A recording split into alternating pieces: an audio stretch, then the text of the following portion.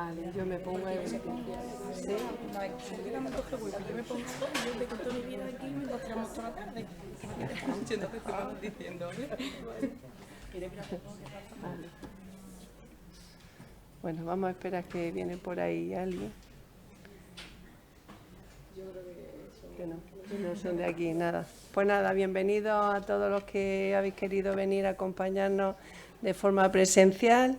Bienvenidos a todos los que nos estáis viendo desde vuestras casas. Tengo el honor de presentar esta tarde la tercera charla organizada por la Asociación de Celíacos de Granada. Para todos los que nos conozcáis, no nos conozcáis, la asociación es una asociación sin ánimo de lucro, creada en el 2007, o sea que ya lleva unos años de lucha y de trabajo. Está formada solamente por voluntarias. Y bueno, esta tarde tenemos aquí a tres grandes profesionales. Con mucha ilusión os las presento porque tenía muchas ganas de escucharlas, de que nos dijese su trabajo. Son nuestro gran referente en la asociación. Ángela Moreno, que es nutricionista y dietista. Patricia López, que es también dietista nutricionista, y Laura Campos, que es psicóloga, una parte muy importante para nosotros y que no le damos mucha importancia, pero creo que la tenemos que poner en valor porque después del diagnóstico y tras la enfermedad, nuestro ánimo nos influye muchísimo en muchas cosas a nivel neurológico. Dicho esto, pues las dejo a ellas que hablen porque así no perdemos mucho tiempo y encantados de veros. Muchas gracias, Amor, por la presentación y por la invitación, por supuesto. Voy a empezar, bueno, me voy a poner ahí, si os dicen que por lo que sea por la grabación me tengo que sentar, me avisáis. Vamos a ver.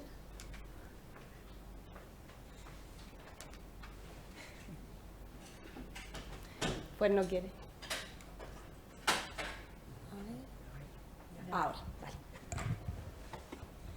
Bueno, lo que comentaba antes, muchísimas gracias por la asistencia. De hecho, si queréis sentaros más cerca por aquello de que estemos más agrupados, no hay problema, pero bueno.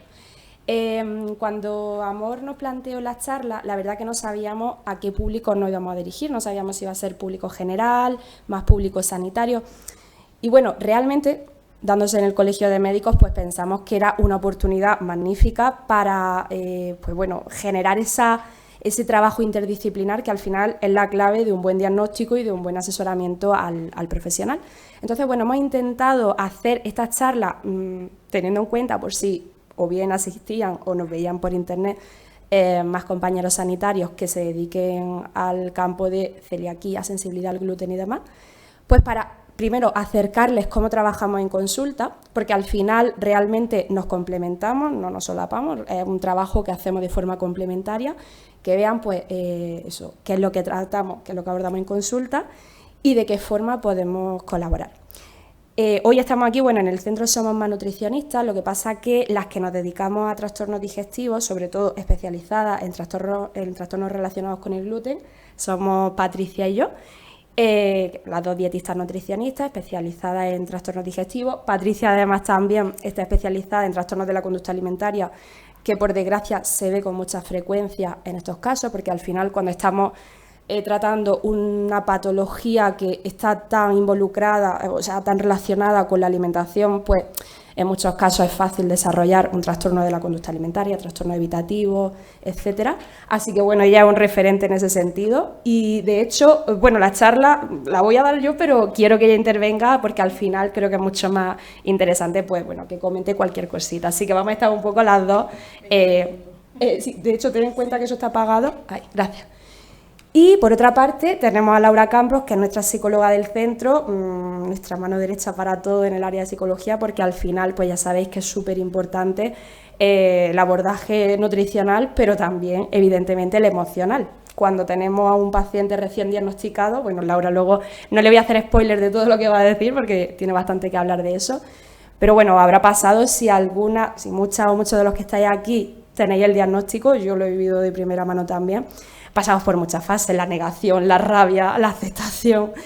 Y es súper importante, bueno, pues tener un acompañamiento también profesional en ese sentido, sobre todo en las primeras fases, pues para que ese diagnóstico lo sobrellevemos mejor. Y sobre todo también en este caso, la charla que hemos planteado, tanto Laura como yo, como os comentaba antes, en mi caso, pues pensada para sanitarios, ella también quería hacer ese acercamiento porque al final nosotras no damos el diagnóstico, nosotras solamente recibimos al paciente con el diagnóstico y le ayudamos en consulta con la nutrición, pero ese sanitario que dice por primera vez tienes una enfermedad crónica con la que tienes que aprender a convivir, te va a cambiar la vida, la forma de decirlo influye mucho. Entonces, bueno, pues Laura nos va a comentar un poquito cómo abordar todo esto. Nosotras en consulta, bueno, como os comentaba, vemos muchas áreas, pero en las que nos dedicamos a digestivo, pues vemos, como veis aquí, múltiples trastornos. Muchos de ellos realmente tienen relación a su vez con una celiaquía o una sensibilidad al gluten celíaca que no se haya diagnosticado a tiempo, reflujo, incompetencias del cardio, etcétera. Pero bueno, como veis, no sé si esto tiene... ¡Uy! Pensaba que era el pulsador. Vale. Voy a ver si... Aquí. Vale, como veis, uno de los principales trastornos que vemos pues serían aquellos relacionados con la celiaquía, tanto enfermedad celíaca como sensibilidad al gluten no celíaca. Pero ¿cuál es el problema con el que nos encontramos en la consulta de nutrición? Que al final es lo que nosotras por eso llamamos a todos los compañeros y compañeras sanitarias, bueno, en este caso médicos, para trabajar conjuntamente, porque al final el problema es que muchas veces cuando acude el paciente a consulta por primera vez no tiene un diagnóstico. Además, esto pues, habría escuchado en muchos sitios de, bueno, yo creo que el gluten me sienta mal, me lo he quitado, y la gente se lo quita por su cuenta. Entonces esto dificulta muchísimo el diagnóstico, enlentece pues todo este proceso de prueba y demás. Entonces, claro, muchas veces cuando acude a la consulta el paciente, o bien, eso, no vienen con un diagnóstico, e incluso a veces somos el primer sanitario al que acuden, porque claro, tú piensas, si cada vez que como X alimento me pongo mala, me pongo malo, pues voy a ir al nutricionista a que me diga qué es lo que puedo comer o lo que no. No piensas que realmente hay un trastorno sistémico, como es la celiaquía, detrás de todo esto. Entonces, nosotras, uno de los principales, que luego comentaré, uno de los principales, digamos, del peso que tenemos en consulta es saber identificar a tiempo diferentes señales de alarma para decir, oye, no, esto no es simplemente lo que tú crees que es una supuesta intolerancia, esto es algo más gordo y hay que revisarlo. Entonces, bueno, pues muchas veces en este sentido nosotros tenemos que estar alerta de diferentes síntomas que nos comenten. También nos pasa que muchas veces el motivo de consulta no tiene nada que ver con el que realmente nos indican, porque cuántas veces, y Patri lo sabe, nos vienen... Vengo porque es que me cuesta horrores bajar de peso, veo que cada vez lo hago todo perfecto, hago ejercicio, como fenomenal y cada vez voy subiendo más de peso. Y claro, esta persona, además de eso, ha empezado a normalizar una serie de síntomas digestivos que obviamente no son normales y que cuando estamos haciendo, porque en la primera consulta hacemos pues, una valoración completa de historia médica, historia dietética, hábitos, etcétera, empezamos a ver que si tiene hábito alternante, urgencia defecatoria, meteorismo, dispepsia crónica, etcétera, etcétera, incluso síntomas extradigestivos, neblina mental, cansancio crónico, problemas osteoarticulares, y dice, yo creo que aquí la pérdida de peso es el menor de tus problemas, aquí hay algo más. Entonces, muchas veces tenemos que aprender a reorganizar un poco el motivo de consulta y decir, bueno, vamos a centrarnos primero en abordar esto, porque creo que igual todo esto es la causa de que te esté costando bajar de peso, ¿verdad? Y luego también esto nos pasa mucho, vienen después de haber acudido a muchísimos sanitarios y no sanitarios, por desgracia, porque al final, y yo aquí rompo una lanza a favor del paciente, cuando estás desesperada porque no da la tecla contigo, acudes ya a quien te proponga, pseudo sanitario, terapia alternativa y tal, porque al final lo que quieres es estar bien. Entonces, claro, hay muchos pacientes que vienen con mucha información, incluso pruebas que se han hecho por su cuenta que no tienen motivo, pero porque han visto en internet, que puede ser interesante. Por ejemplo, los test de intolerancias alimentarias, que aprovecho aquí para decir que no sirven para nada. Luego, si queréis, preguntamos, porque además, no lo he dicho al principio de la charla, pero si me queréis interrumpir para preguntar cosas, creo que es más dinámico que yo esté aquí dando misa, hablando y que todos me estén escuchando, porque eso es como es mucho rollo. Por ejemplo, pues vienen que si con test de intolerancias, con visita a endocrino, digestivo, internista, tal. Pero claro, muchas veces, por desgracia, pues en la sanidad pública las cosas son así, hay poco tiempo. Toda esa información no se ha puesto en conjunto, o sea, no se ha sentado nadie a decir, bueno, pero esta prueba que te han pedido aquí tiene sentido, o a empezar a cotejar toda esta información de diferentes sanitarios para poder entender si hay algún nexo en común. Entonces, a veces, pues cuando disponemos de ese tiempo en consulta, sobre todo en la primera sesión, aprovechamos para recopilar esta información y sobre todo para desmentir, pues por ejemplo, el test de intolerancia alimentaria que se hace en la farmacia de intolerancia a 500 alimentos, que no sirve para nada, pues le explicamos por qué nos sirve, qué otras pruebas sí nos pueden resultar interesantes y aprovechamos en esa primera sesión para, si hay algo que creamos que realmente es útil y le puede ir bien, pues ahí sí que lo pedimos. Entonces, bueno, ¿qué papel tenemos? Un poco ya me he hecho spoiler de lo que voy a decir, pero bueno, el papel que tenemos como dietista nutricionista especializada en digestivo básicamente es hacer esa buena historia médica y dietética que es básica para poder conocer al paciente y a partir de ahí empezar a trabajar, organizar toda esta información que os decía que puede traer de otros sanitarios y tener esa visión de conjunto. Tenemos que identificar esas señales de alarma. A mí me viene un paciente, por ejemplo, que me dice que en esos episodios de diarrea que tiene, cada cierto tiempo y con relativa frecuencia tiene sangre en las heces, y yo lo primero que le digo es, te vas al médico de cabecera o te vas al digestivo, porque esto es una señal de alarma. A lo mejor le puedo pedir la calprotectina, le puedo pedir algún marcador específico por ver realmente hasta qué punto puede ser algo grave o no. Pero, por ejemplo, si es una persona que no ha tenido síntomas en su vida y de repente empieza a tenerlo a partir de los 50 años, o que tiene episodios de fiebre, o que tiene cualquier cosa que yo considere que no vamos a empezar con dieta ya, sino que lo que tiene que hacer es irse a urgencia o irse a su médico de cabecera, pues esto estamos entrenadas para poder derivar cuanto antes. Y luego, pues también derivar al profesional adecuado según la sospecha clínica. Si yo sospecho que la paciente puede tener una alteración de la tiroides, pues al final digo, bueno, le hago un informe para que se comunique con su endocrino o con su médico de atención primaria y le pueda derivar o puedan estudiar el caso. Y una vez que he hecho esta pequeña introducción, como al final aquí estamos para hablar de celiaquía y de trastornos relacionados con el gluten, quería hablar del gran problema que nos encontramos del cajón desastre de los trastornos relacionados con el gluten, porque por desgracia el diagnóstico de la celiaquía parece fácil, pero no lo es. Lo primero es tener en cuenta que... Uy, qué pequeño se ha quedado esto. Es que yo creo que hay letras que o se han borrado, pero bueno, da igual, velocidad de memoria. Básicamente la celiaquía sabemos que es un trastorno sistémico autoinmune, es decir, va a afectar a todo el cuerpo, es decir, no va a afectar solamente al intestino. Es de, como decía, de componente autoinmune, es decir, al final no es una intolerancia, no es una alergia, sino que es un trastorno por el que nuestro propio sistema inmunitario está atacando a las propias células, a nuestras células intestinales. Es permanente, ¿vale? No es algo, lo de que tenía una vecina que se curó de celiaquía, tu vecina, yo que sé, tendría otra cosa, pero celíaca no era, porque esto es algo que por desgracia a día de hoy es de por vida. Ojalá dentro de unos años tenga que rehacer esta diapositiva, pero por ahora es así. Que puede cursar con grados variables de daño. Esto de eres muy celíaco o poco celíaco, sabéis que es un mito, o sea, no eres muy celíaco o poco celíaco, puedes tener un daño mayor o un daño menor, pero al final el gluten siempre te va a generar un daño. ¿Y qué más tenía que comentar? Ah, bueno, importante, y que tiene un componente autoinmune, que luego veremos que por eso la prueba de la genética de celiaquía puede ser interesante para descartar, porque al final es un trastorno hereditario, por lo tanto, pues bueno, es algo que tienes que heredar, tienes esa genética predisponente que te va a hacer desarrollar o no a lo largo de tu vida la celiaquía.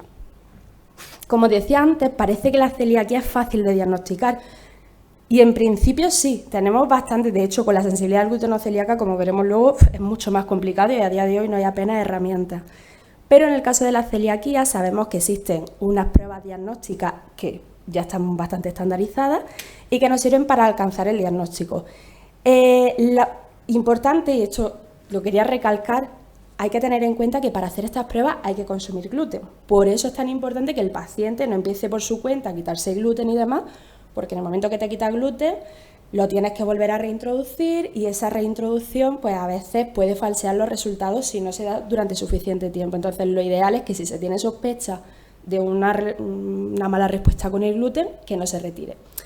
¿Qué pasa? Que luego veremos que muchas veces, aunque se hagan las pruebas pertinentes, no salen positivas y no queda otra que quitarle el gluten al paciente, pero eso luego lo comentaremos.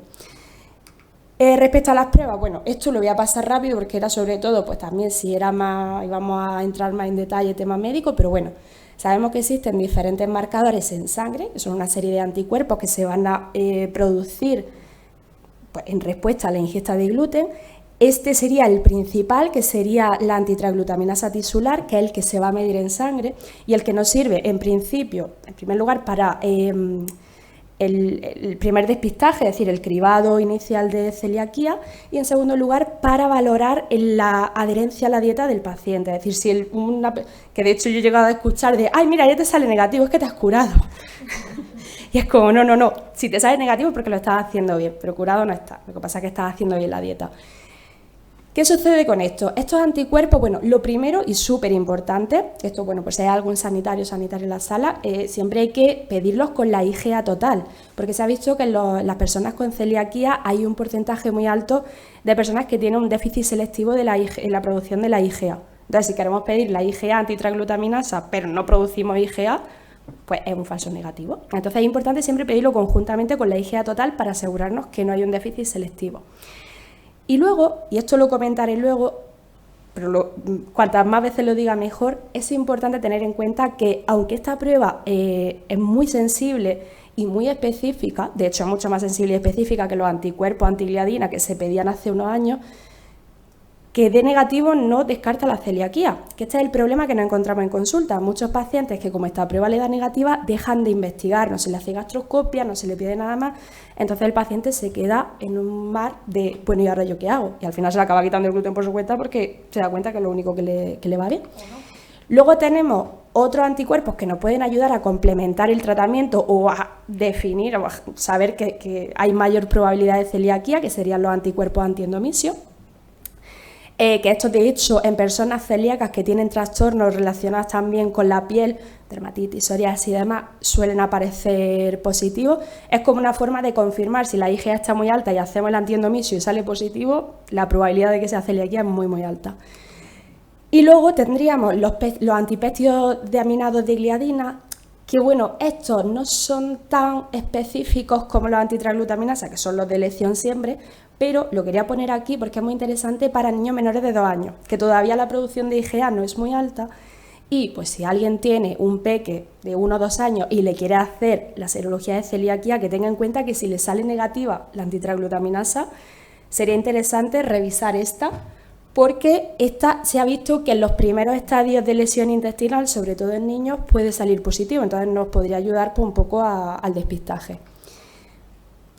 Por otra parte tendríamos la biopsia, que aquí también tenemos otro melón que abrir, porque claro, muchas veces el problema es que cuando se hace la gastroscopia, se entra, se observa que está todo ok y si a priori está todo ok, no se cogen biopsias.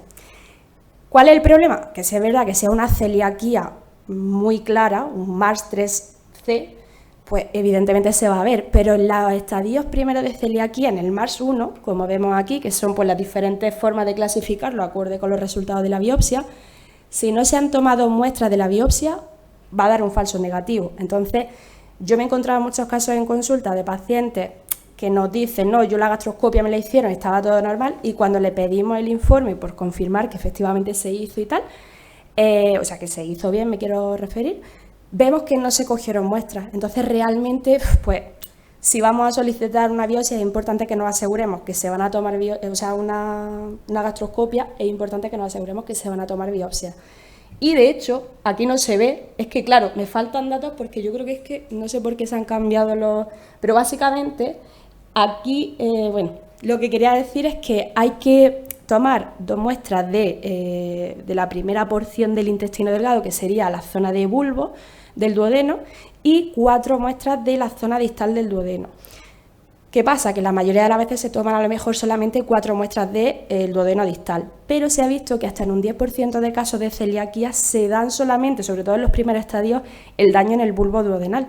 Entonces es importante que siempre que se haga gastroscopia se biopsie y que se tomen, si pueden ser, 2 de bulbo duodenal y 4 de duodeno distal. Y si no se hace, pues a veces, por desgracia, no nos queda otra que repetir la gastroscopia. Entonces, pues bueno, tener esto en cuenta para evitar repetir gastroscopias sería lo ideal. Luego también, esto, bueno, simplemente lo quería poner, no tampoco para hablar de todas estas patologías, pero sí para que tengamos en cuenta que el hecho de que haya atrofia vellositaria no implica siempre que sea celiaquía. Puede haber muchas otras alteraciones que impliquen una atrofia, por ejemplo. Bueno, la sensibilidad al gluten no celíaca es raro, pero se ha visto en algunos casos lesión tipo MARS1. Pero luego también, por ejemplo, en alergia alimentaria, en una alergia a la proteína de la leche de vaca, se ha visto que puede haber una atrofia mayor y luego, bueno, muchas otras alteraciones, infecciones por Helicobacter pylori, bueno, también parasitosis, por ejemplo, por giardia, etcétera, etcétera. O sea que, como veis, al final, una atrofia vellositaria no siempre es por celiaquía, pero bueno, hay que tener en cuenta, sobre todo en los casos donde al paciente se le quita el gluten y no mejora. Si no mejora después de 6 meses, hay que revisar qué está pasando. ¿Qué pasa? Que esto es otra cosa que además cada vez se está haciendo, yo creo que en Granada ya lo están haciendo, me comentó un paciente que se lo iban a hacer, pero llevamos haciéndolo poquito, creo que era en el Virgen de las Nieves, la citometría de flujo a la biopsia. Esto básicamente es una prueba que se hace, o sea, cuando cogemos las muestras de biopsia, se estudian a esas muestras, digamos, el linfograma intraepitelial, que es como, básicamente, la composición o cómo son los linfocitos, una serie de células que se encuentran ahí, en esa muestra. Se ha visto que en personas celíacas se observa un patrón específico de esos linfocitos, a diferencia de las personas no celíacas. ¿Qué tiene esto de diferente con una biopsia al uso? Pues que esta se puede hacer en dieta sin gluten. Entonces, si una persona ya ha retirado gluten por cualquier motivo y no lo quiere reintroducir por lo que sea, se podría hacer una gastroscopia que, a pesar de que en la biopsia a lo mejor las muestras parezcan normales, no haya atrofia y todo esté bien, si se le practica a esa biopsia una citometría de flujo, se podría confirmar, que luego veremos un caso que tuve yo con una paciente, celiaquía a pesar de estar en dieta sin gluten. Entonces esto me parece muy interesante, sobre todo en casos donde hay sospecha, pero no termina de estar clara la biopsia, o pacientes que llevan un año así en dieta sin gluten y no quieren reintroducir. Y luego tendríamos la genética, que es otro marcador que obviamente no es indispensable, pero puede ser muy interesante en muchos casos, y es que, como decía antes, la celiaquía tiene un componente genético. Esto significa que para poder desarrollar esta enfermedad necesitamos tener una genética compatible. Por lo tanto, esta genética no es suficiente, es decir, el hecho de tenerla no implica que vayas a desarrollar la enfermedad, pero sí es necesaria. Quiere decir que para poder desarrollar la enfermedad tienes que tener la genética sí o sí. Entonces, ¿para qué nos puede servir? Por ejemplo, para casos de celiaquía seronegativa, esto es, pues, personas que no desarrollan los anticuerpos que os comentaba antes, los antitransglutaminasa. En casos dudosos, donde no tenemos claro, vemos que el paciente mejora mucho con la dieta sin gluten y la gastroscopia no está del todo clara si es positiva o no, hay a lo mejor un MARS1, es decir, un daño pequeñito, pero sin más. Entonces, si sale negativa, tiene un valor pronóstico negativo muy alto. Eso significa que si la genética es negativa, por lo menos podemos decir al paciente, quédate tranquilo, que celiaquía es muy raro. Sí. ¿Has dicho que te podíamos interrumpir? Sí, claro. Vale. Así aprovecho y bebo agua. Venga, te interrumpo. Yo no soy ni DECO ni DECUS. Esta es de Q7, claro. Eso ya no sé yo qué nombre le pusieron a lo mío. El half, ¿no? ¿Qué? Está el half, que es el medio de Q2. No lo sé. El caso es que yo no era genética compatible, pero sí que era anticuerpos positivos. Eres el 1%. Creo que soy... Bueno, sí. A ver, existe un 1% que está asociado a otros genes de no HLA. Es verdad que es más raro de encontrar, pero sí, puede ser perfectamente. Sobre todo en tu caso, que mejorases con la dieta sin gluten y que te bajasen los anticuerpos con la dieta sin gluten. No te he dado ni idea del delante y el después. O sea que... Pues entonces, sí que es verdad que, claro, esto es importante tenerlo en cuenta. El laboratorio donde vayamos a pedir el tipaje completo del HLA, porque del DQ2, el DQ8, porque bueno, ahora no me voy a entrar en explicación de temas genéticos, pero básicamente es que si hay algunos genes que no son exactamente, como tú dices, el DQ8 o el DQ2. Hay uno que es el half, se dice half DQ2, que es básicamente que, digamos, la proteína que se encarga de presentar el gluten a las células que luego van a producir todo este daño, es una proteína que tiene 2 dímeros, tiene como 2 brazos, por decirlo de alguna forma. Entonces, hay personas celíacas que solamente presentan uno. Entonces, se ha visto que en esas personas la probabilidad de desarrollar celiaquía es mucho menor que quienes presentan los 2, pero existe. ¿Qué pasa? Que en muchos laboratorios, en muchos hospitales no hacen el tipaje completo, entonces solo revisan cuando aparecen los 2. Si no aparecen los 2, dicen no hay. Pero hay otros laboratorios que dicen no, aparece la mitad. Entonces, yo, por ejemplo, trabajo mucho los pacientes que si le tengo que pedir alguno con un laboratorio que está avalado por la FACE, que sea Vivolabs, que está en Madrid, y yo sé que ellos lo hacen completo. Entonces, si a mí me sale ya negativo, le digo al paciente, puede ser que sea ese 1% no HLA, pero a lo mejor en tu caso es que no se hizo un tipaje completo. Hospital Clínico de Granada. Es que en el Hospital Clínico no hacen el tipaje completo. No lo hacen. Hace años. Bueno, Seguridad Social no lo sé. Aquí lo sé porque es que una paciente además se lo hizo y me dijo, pero es que me han dicho los del laboratorio que el completo no se hace. Me lo dijo la paciente, tampoco lo sé de primera mano, pero como que sabía que podía haber ahí un margen de... Estamos hablando de hace muchos años. ¿Ya? Claro, claro. También las técnicas habrán mejorado, a lo mejor actualmente sí, porque esto me lo dijo la paciente hace un añito. Pero ante la duda, si no aparece específicamente que se ha hecho el tipaje completo, porque la genética la tiene o no la tiene, decía una vez en la vida, entonces, bueno, si te la tienes que repetir en otro laboratorio, pues ya sales de duda. Que era una prueba que luego te tengas que volver a hacer y tal, y yo a veces en casos así lo recomiendo, sobre todo porque si es negativa 100%, pues hay algunos médicos, incluso yo a veces entiendo que puede ser interesante, que plantean la reintroducción de vamos a ver si es que en ese momento se te diagnosticó, pero esa elevación de anticuerpos podría ser por las alteraciones que aparecían ahí asociadas a una atrofia biositaria, también pueden cursar con elevación de anticuerpos. Entonces decir, oye, a ver si es que en ese momento, casualmente, cuando quitaste gluten mejoraste y tal, pero no tenía nada que ver con eso.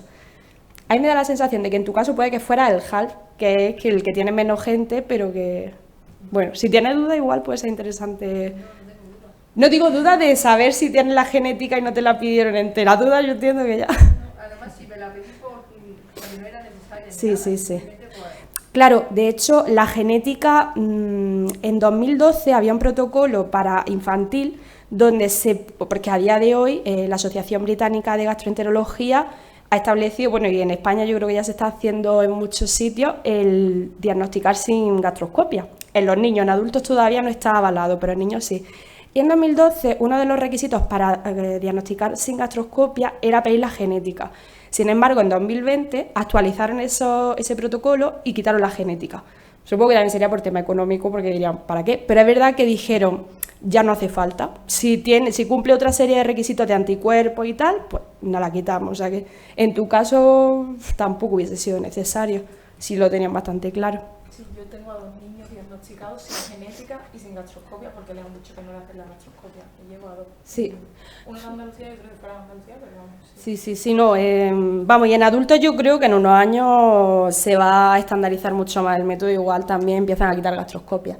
A ver, lo de quitar gastroscopias tiene sus pros y sus contras, porque es verdad que muchas veces el seguimiento, pues para ver si realmente hay una recuperación, necesita gastroscopia, porque a lo mejor los anticuerpos te bajan, pero el daño todavía está ahí.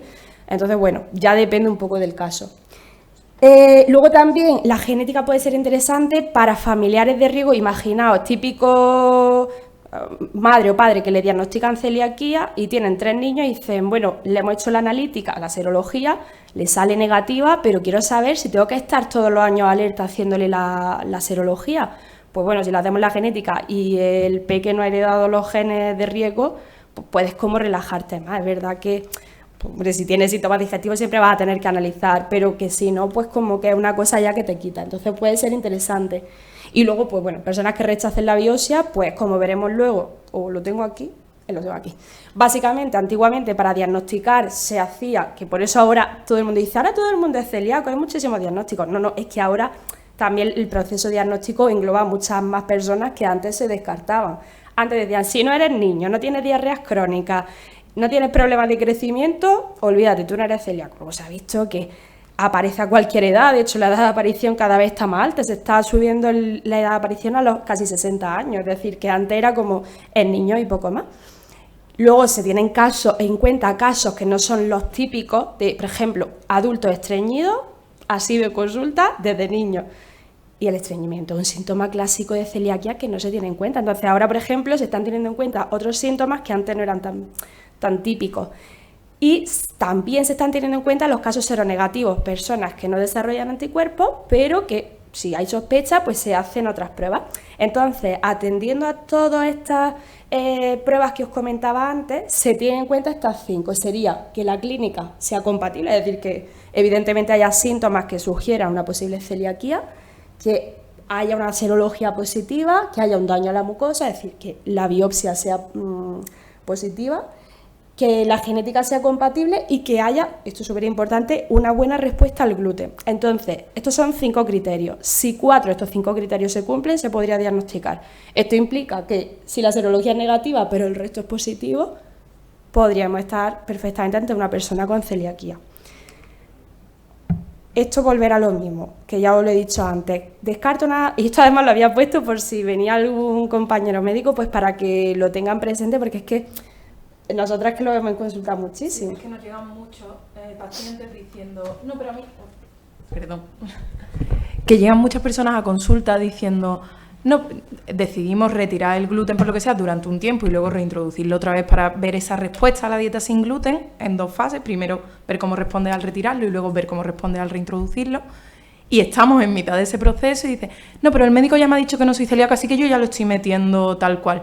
Y simplemente le han hecho una serología. Entonces se nos queda ese tratamiento dietético, se nos queda completamente cojo. No, y aparte ya por el tratamiento dietético, porque es que si el paciente ya da por sentado que no es celíaco y el profesional que está llevando al paciente también lo da por sentado, pues podemos estar retrasando una biopsia que cuanto antes la hagamos, el daño va a ser menor, porque cuanto más tiempo tardemos en diagnosticar, pues evidentemente todas las alteraciones asociadas con la celiaquía es más probable que se den.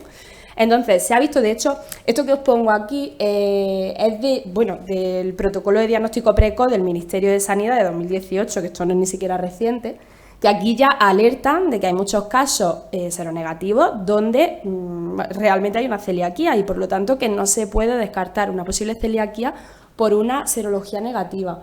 De hecho, en papers más recientes se ha visto como incluso hasta el 9% de las personas celíacas, que es bastante, no desarrollan anticuerpos. Es más, se ha visto que es más probable que sean seronegativos. Cuanto más adulto eres, es más probable que a lo mejor no desarrolles tantos anticuerpos. Y también era el otro... y en mujeres. ¿Vale? En mujeres también, pues por lo que sea, pues hay más probabilidad de que sean seronegativos. Entonces, bueno, pues nada. Sobre todo además esto pasa en los primeros estadios de cuando el daño está empezando o en los últimos. Es decir, ahí está la atrofia biositaria, ahí está el daño que ya directamente no se producen anticuerpos. Entonces, siempre ante la duda hay que revisar. Y bueno, aquí simplemente el algoritmo que plantean algunos profesionales, que básicamente es que si hay una atrofia vellositaria, es decir, la serología es negativa, entramos, cogemos muestras, hacemos biopsia, vemos que hay atrofia. Entonces, si la hay, podemos hacer el test, tenemos que revisar que no haya otras patologías, giardiasis, SIBO, etcétera, etcétera. En caso de que no sea eso, podemos pedir la genética. Si la genética es positiva, ya tenemos que tener en cuenta una posible celiaquía. Empezaríamos en dieta sin gluten y si el paciente tiene una buena respuesta clínica, celiaquía seronegativa. ¿Que el paciente no responde bien a la dieta sin gluten? Ojo, tenemos que ver si lo está haciendo bien, porque ya sabéis que la dieta sin gluten, todo el mundo dice yo la hago, y digo sí. Vamos a ver, será tu opinión, porque aquí hay mucha tela que cortar, pero bueno, que si no responde bien, pues igual tenemos que plantearnos qué puede estar pasando ahí, ¿vale? Si hay otra patología. Y luego, en los casos donde la biopsia tengamos dudas, porque no siempre a lo mejor se ha hecho bien, pues bueno, podemos volver a rebiopsiar y si está todo normal, descartaríamos. Es decir, si rebiopsiamos y vemos que es que esa biopsia que estaba dudosa efectivamente es negativa y el paciente no tiene anticuerpos, pues se descarta celiaquía. Puede haber sensibilidad al gluten no celíaca, pero celiaquía se descartaría. ¿Qué pasa si no hay mejoría tras el diagnóstico? Pues lo que decía antes, primero, ver si esa persona está haciendo bien la dieta sin gluten, porque Patri, ¿cuántos pacientes no tenemos de que vienen, nos explican cómo le están haciendo? No sé si tiene algún caso así, alguna anécdota. El de ayer, una mujer con un diagnóstico de celiaquía hacía 4 años y se enteró ayer pues del tema del comino, de que en el comino casi 100% va a encontrar gluten, a no ser que lo compre, que es muy difícil de encontrar. En mil y una especia, exacto, se lo llevó apuntado. Sí. Y me decía, es que es mi especia favorita, es que se lo he hecho a todo. Y digo, muy bien, pues señora, usted no lleva 4 años haciendo dieta sin gluten. O, por ejemplo, el caso de una chica que pues llevaba muchísimos años diagnosticada de celiaquia, vamos, desde los 2-3 años. Ella vino a consulta con 30 y tantos años, pues aquejada de problemas digestivos y tal, y ella es profe. Pues por eso es importante revisar todo, no solamente, bueno, ¿está usted comiendo gluten? Sí, no, vale, ok. No, pero a ver, ¿cómo es tu día a día? Cuéntame tal. Pues claro, me puse a revisar y me di cuenta de que todos los días en el recreo se compraba el café de la máquina de vending, que eso está mega contaminado. Y le dije, mira, viene de aquí y tal. Ah, pero es que esto nunca me lo habían dicho, pero entonces se me quitó esto y ¿qué voy a hacer yo todos los días? Y yo, bueno, pues ya ahí tú decides. Yo te digo que pues fue quitárselo y mejoró una barbaridad. Fijaos la tontería. Pero al final, pues son cosas que hasta que no te sientas con el especialista que te puede revisar tu alimentación, tu hábito, porque ya no solo la alimentación, son los hábitos, son muchas cosas, pues no podemos saber hasta qué punto, o yo qué sé, igual te estás tomando un suplemento de proteína que tú ni le echas cuenta, no le dices a la Nutri porque tampoco le... Y a lo mejor ahí puede estar la contaminación. Yo he tenido pacientes, me acuerdo una que nos costó una barbaridad encontrar, porque era que estaba utilizando vinagre de arroz y claro, pues no le habían dicho que el vinagre de arroz era un no genérico y había que revisar que fuera sin gluten y tal. Y claro, a mí tampoco me lo decía y estábamos volviéndonos locas, pero bueno, ¿dónde puede estar el problema tal? Y ya un día le dije, mira, me va a hacer un recordatorio de todo lo que estás comiendo durante 2 semanas, a ver si identifico algo. Y cuando vi que estaba utilizándolo con mucha frecuencia el vinagre de arroz, dije, oye, ¿te has fijado que esto pone sin gluten? Ah, pues no pone nada, pero bueno, si hay vinagre de arroz, bueno, pues fue quitarlo y mejoró. Y dije, es raro que el vinagre de arroz tenga, pero pues fijaos, las cosas más tontas. Al final hay que educar muchísimo al paciente recién diagnosticado y sobre todo decirle que al principio se nos va a colar el gluten por todos lados, que va a ser un procedimiento lento, pero hay que educarle en eso de que es verdad que sí, que hasta esa tontería nos puede estar afectando. El caso del niño que llevé hace ya 2 años y pico, el niño tenía 2 años y pico, no tenía 3 años, y nos dábamos con la tecla, la madre y yo, y en vacaciones, porque el niño estaba en el comedor de la guardería, en vacaciones el niño mejora completamente, hasta síntomas extradigestivos, de problemas de piel. En septiembre vuelve a la guardia y otra vez lo mismo, y yo pidiendo fichas técnicas y nada, que no dábamos con la tecla porque el comedor, claro, porque el comedor no me daba las fichas técnicas, y ya cuando conseguí las fichas técnicas del catering eran las especias que estaban utilizando en albóndigas y en salchichas, y fue quitarle esos 3 platos y el niño vuelve a mejorar. Y la madre me decía, ¿hasta esa tontería? Pues hasta esa tontería, que totalmente. No es una tontería, por desgracia. Totalmente. De hecho, al hilo de lo que dices de los comedores escolares, está la segunda cosa que quería decir, que bueno, ya los conoceréis de sobra, yo sé que muchos aquí incluso lo habéis utilizado, que lo estuvimos hablando el otro día, los famosos test que miden los péptidos, bueno, el gluten detect, ¿vale? Que al final miden las fracciones del gluten que se excretan en las heces y que pues una persona celíaca, si lo está consumiendo de forma inadvertida, por ejemplo en un comedor escolar, pues utilizar estos test nos puede ayudar a decir, oye, me estoy volviendo loca y hay fuentes de gluten que yo no sé, o es que están mal por otro motivo y realmente la dieta es sin gluten, porque es que hay muchos casos donde de verdad le revisas todo, dices, es que no encuentro de verdad dónde está el problema. Entonces, en casos así donde estamos un poco sin salida, pues utilizar estos test nos puede ayudar a decir, oye, ¿hay alguna fuente que yo me esté comiendo, nunca mejor dicho, y no lo estoy viendo venir? Y esto, por ejemplo, en los comedores escolares viene muy bien, porque al final, si comen todos los días ahí, porque además la muestra va a ser mucho más representativa si se hace durante 7 días que si lo hace un día puntual. Entonces, decir al nene, venga, pues vamos a hacer esta muestra, que se puede hacer tanto en orina como en heces, durante por lo menos, si no los 5 días del comedor, por lo menos 3 o 4, y si sale positivo, pues hay que hablar con el comedor y decir, aquí tenéis que revisarlo porque evidentemente se os están colando trazas. Y si no hay mejoría, que por eso decía la importancia de que el paciente, en tu caso, por ejemplo, mejoraste, pues con lo cual, pues blanco y en botella, pero es que en muchos casos donde sí hay atrofia, hay una discreta elevación de los anticuerpos, pero discreta estoy hablando de que a lo mejor no está 10 veces por encima del valor límite normal, es decir, que bueno, puede elevarse por otros motivos. Entonces, en estos casos, si el paciente no mejora con la dieta sin gluten, hay que revisar otras posibles alteraciones. Aquí, por ejemplo, me encuentro muchísimo, malabsorciones secundarias de fructosa y sorbitol, así. Pero bueno, yo siempre le explico a los pacientes que la malabsorción de fructosa y sorbitol no es un diagnóstico, porque me vienen y me dicen, tengo el diagnóstico de esto, vengo por dieta baja en fructosa. Digo, vale, la podemos hacer, pero que sepas que esta dieta es un parche, que tu problema viene de que tienes el intestino inflamado, tenemos que buscar la causa, porque si no, cada vez tu intestino va a aceptar menos fructosa. Llegará un punto que si ahora tomas 3 frutas, ya no tomes ninguna, porque cada vez tu intestino va a inflamarse. Entonces, tenemos que buscar la causa. Y en muchos casos sí que puede haber una celiaquía, pero como ha estado tanto tiempo la persona sin diagnosticar, pues esa tardanza en el diagnóstico hace que desarrollemos malabsorción de fructosa, y en ese caso, aunque hagamos una dieta sin gluten, necesitamos hacer una dieta sin gluten y baja en fructosa, porque si no el paciente no va a mejorar. Pasado un tiempo, cuando ya el intestino se haya ido regenerando, pues probablemente podamos volver a dietas sin gluten con fructosa.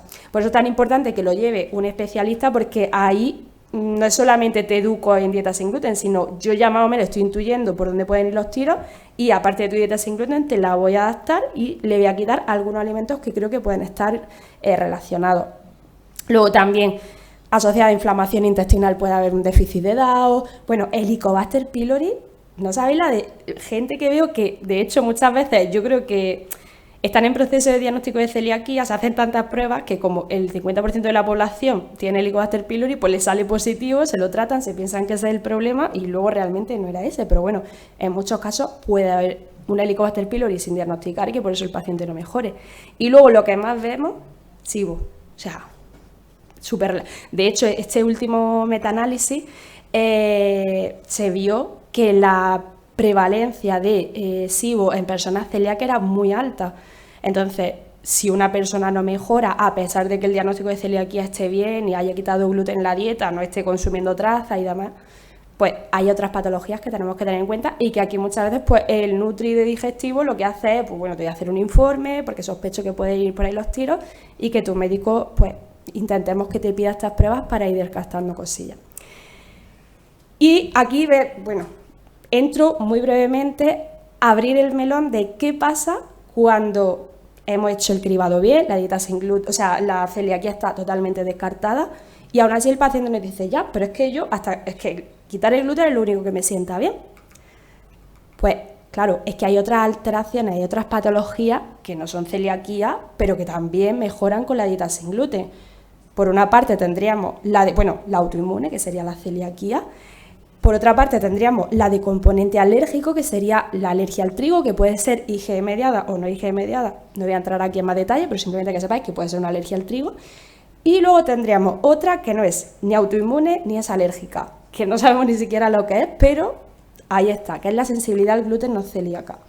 La sensibilidad al gluten no celíaca es una alteración que a día de hoy todavía desconocemos muchísimo, porque de hecho se entremezcla con los trastornos funcionales digestivos, el famoso síndrome de intestino irritable. Hay mucha gente supuestamente con síndrome de intestino irritable que lo que tiene una sensibilidad al gluten no celíaca, o también con otras intolerancias alimentarias. Esta se ha visto, lo que pasa es que es difícil establecer una prevalencia porque el diagnóstico es muy difícil, pero se cree que la prevalencia es en torno al 6% de la población, que, ojo, la celiaquía es un 1% de la población más o menos se establece, o sea, imaginaos que esto es un nivel bastante alto. Y se da más, a diferencia que la celiaquía, que bueno, cada vez está cambiando más, pero sobre todo se da más en niños que en adultos, esta se suele dar más en adultos que en niños. No sabemos si está relacionada con el gluten. Si es con algún componente del trigo que no es el gluten, pero es otra proteína que también genera que nuestro sistema inmunitario reaccione.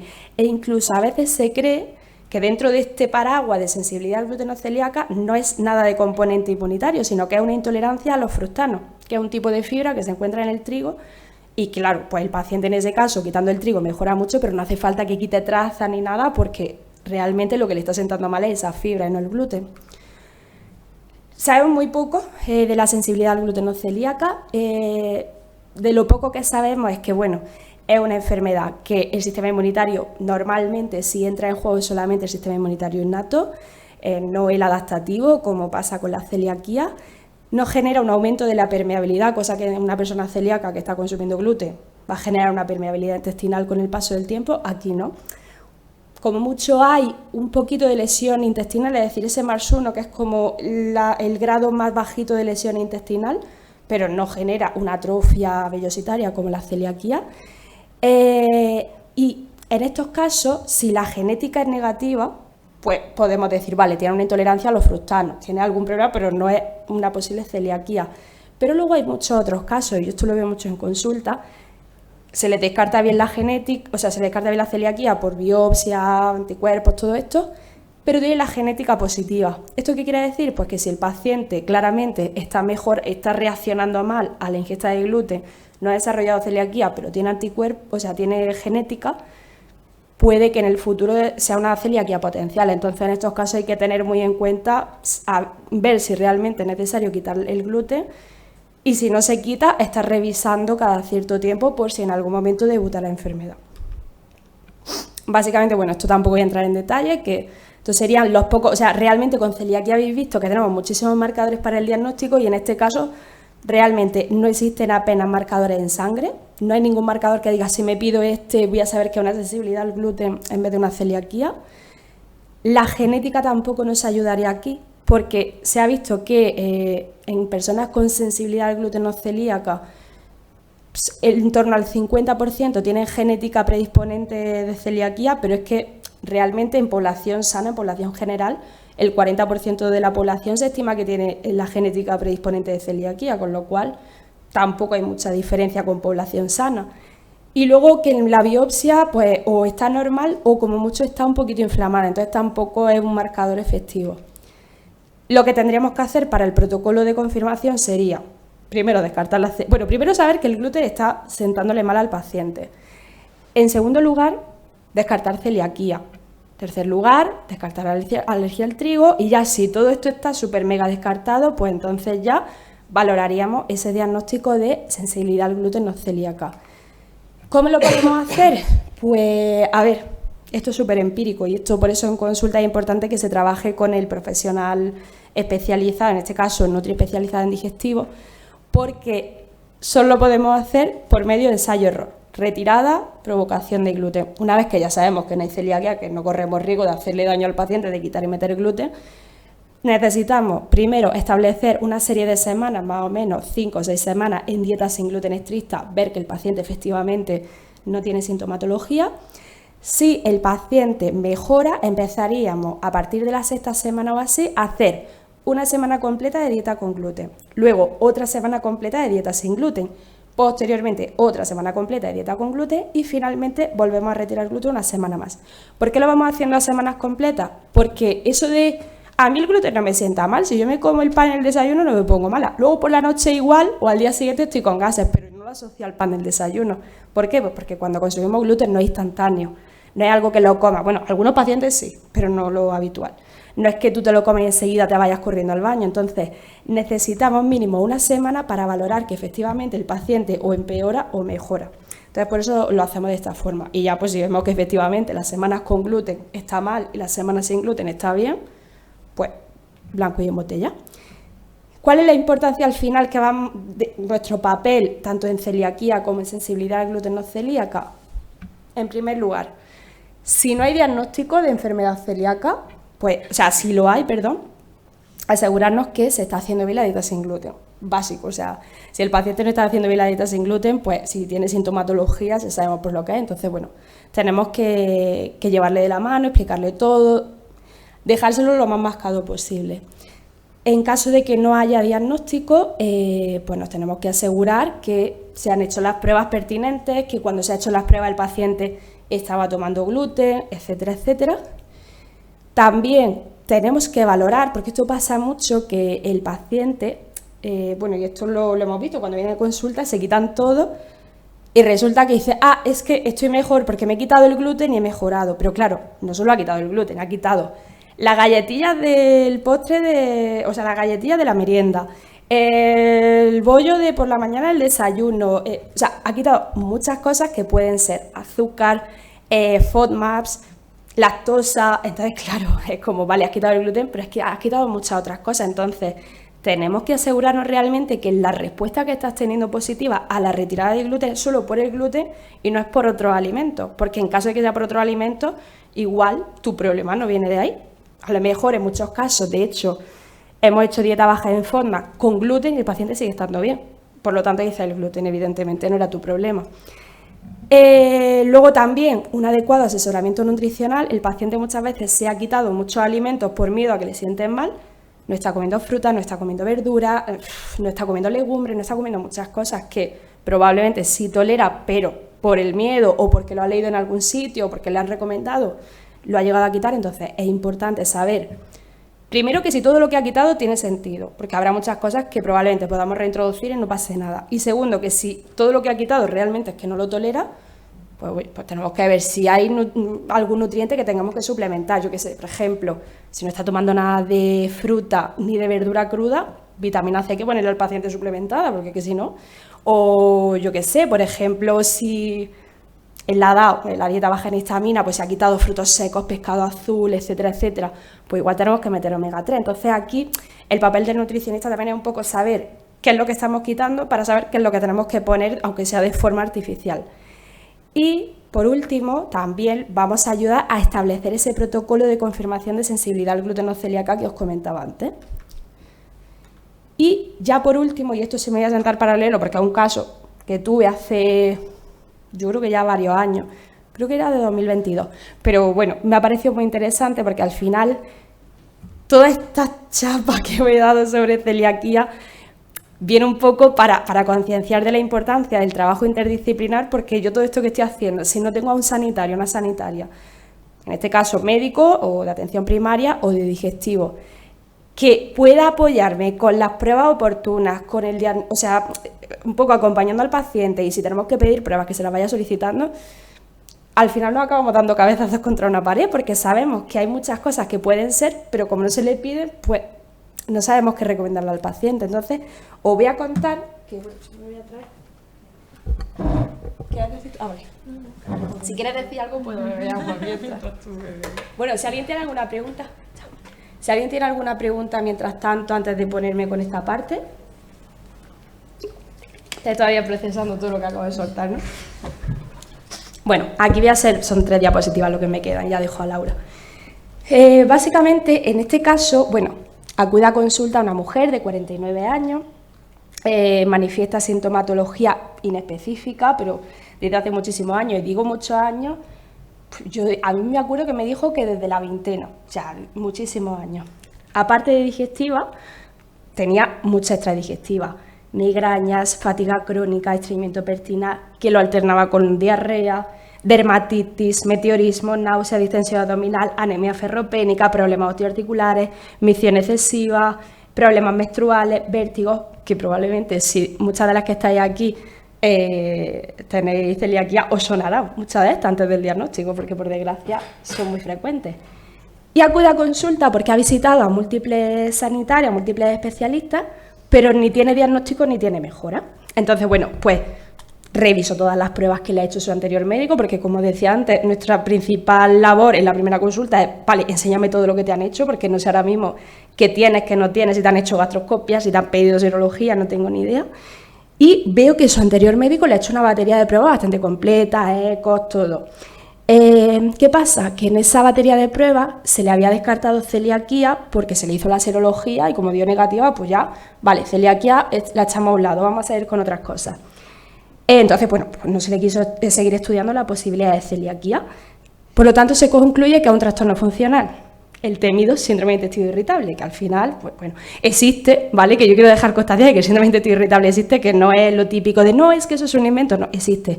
Pero claro, para diagnosticarlo tenemos que tener claro que no tenemos otro problema de base.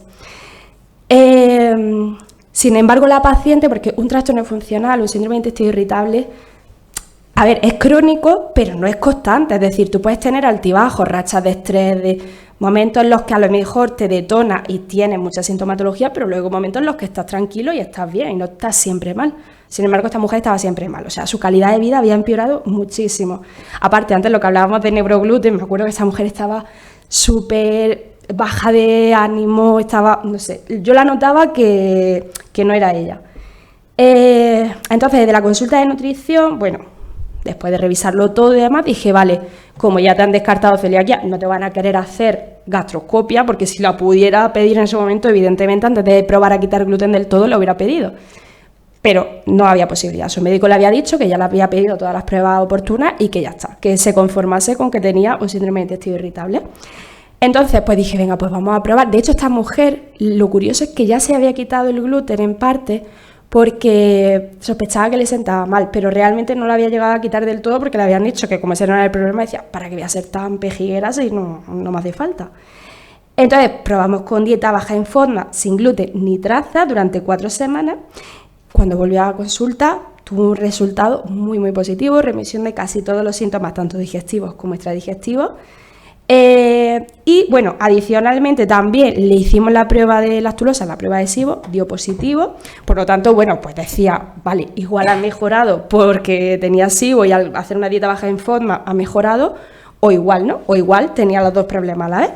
El caso es que, claro, yo decía, ha mejorado mucho con la dieta, pero sigue teniendo un poquito de gases, pues bueno, vamos a ver si tratando el SIBO y luego reintroduciendo todo, la cosa va bien. Paralelamente le dije, bueno, como te has hecho todas las pruebas del mundo, pero genética no, y quiero saber si estamos ante una posible celiaquía, porque es el típico caso de paciente de, bueno, quiero saber si seguir insistiendo porque yo soy muy cabezona en que la celiaquía no está descartada hasta que no la genética ya no me diga lo contrario. Le pedí el estudio, el tipaje completo, y en este caso pues dio positivo, en el DQ22. Entonces aquí, bueno, yo tengo un digestivo que es un SOL, que la verdad que con el trabajo súper bien, lo que pasa es que lo tengo en Madrid, entonces pues derivo pacientes de forma online, pero él trabaja en la Fundación Jiménez Díaz y está especializado en celiaquía, entonces pues yo sé que cuando le mando estos casos, además hacen citometría de flujo y demás, y por lo tanto pues sé que lo va a descartar bien. Nada, derivo a digestivo para valorar, porque además la paciente decía que como había mejorado tanto, que ni de broma quería reintroducir gluten, porque no. Entonces pues le dije, bueno, pues si hacemos gastroscopia te la tienen que hacer con citometría de flujo, si no, no me vale.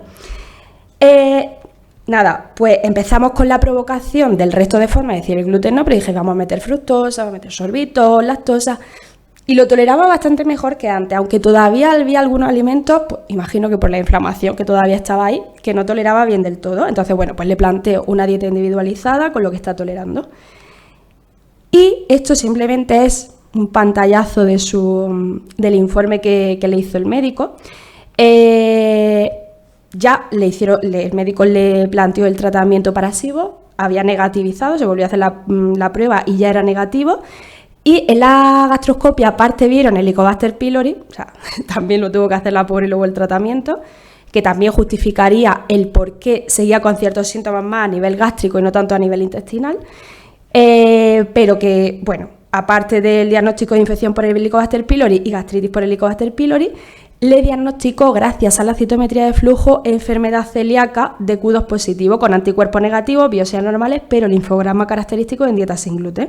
Entonces ya pues el tratamiento fue dieta según nutricionista y tal, dieta sin gluten, le puso también el tratamiento para el Helicobacter pylori y chimpum. De hecho, a esta mujer la tuve un par de meses después y estaba perfecta. Lo que decíamos antes de neurogluten, estaba con un estado anímico que decía, es que o sea, me cuadra como estaba antes y el cambio que has tenido ahora, porque evidentemente tenía muchísima inflamación, pero para que veáis la importancia de poder trabajar conjuntamente. Yo, bueno, aquí no lo he puesto, pero le hice un informe extenso, porque además conozco al médico, pero bueno, aunque no lo conociera, yo siempre hago un informe explicando el por qué pedir estas pruebas y tal.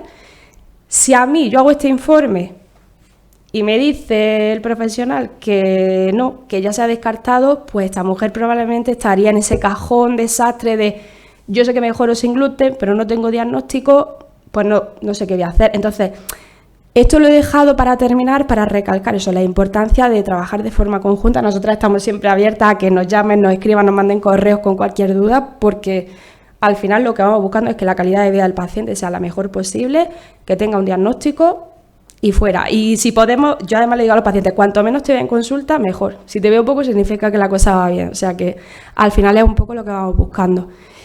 No sé si que... vale, que me saqué aquí. Y ya está, ya yo creo que me he extendido más de lo que debería, así que no, te he dejado una orilla, yo creo que va bien, ¿no?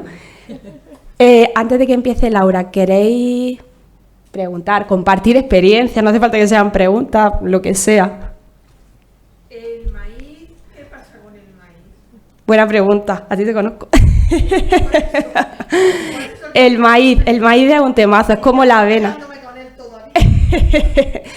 Pues a ver, el maíz pasa como con la avena. Es verdad que se ha visto que a una parte de la población celíaca le puede sentar mal, pero eso de que es inflamatorio para todo el mundo, yo estoy harta de investigar, de leer artículos para ver si realmente es así, y a día de hoy, no.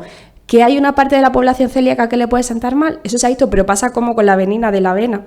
Pues que yo, por ejemplo, a todos los pacientes, con el maíz no lo hago, con la avena sí que es verdad que a los pacientes de primeras, cuando estamos en el diagnóstico reciente, le digo, no tomes avena por ahora. Cuando tu anticuerpo se negativice, si quieres la probamos sin gluten, por supuesto. Con el maíz no lo suelo hacer, pero es verdad que si el paciente sigue sin mejorar, a pesar de que el diagnóstico es tal, pues se puede probar. Pero quitarlo sistemáticamente a todos los celíacos no le veo motivo. Pues nada, te dejo los... ¿Te va a quedar ahí o te va a quedar aquí? Vale.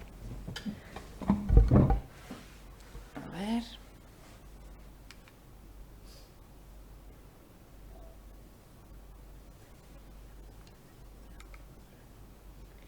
Bueno, ¿se me escucha bien? Sí, ¿verdad? Vale, de todas maneras yo grito mucho, así que no creo que haya problema para que se me escuche. Bueno, hoy vamos a hablar, ¿vale?, por mi parte, del impacto psicológico que hay en una enfermedad crónica. Y sobre todo nos vamos a centrar en las emociones, ¿vale?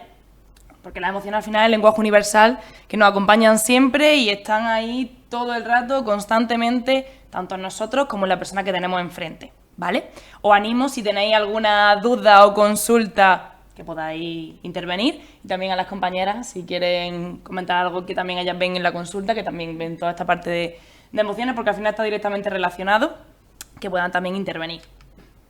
¿De qué vamos a hablar hoy? Vamos a tratar principalmente 3 puntos.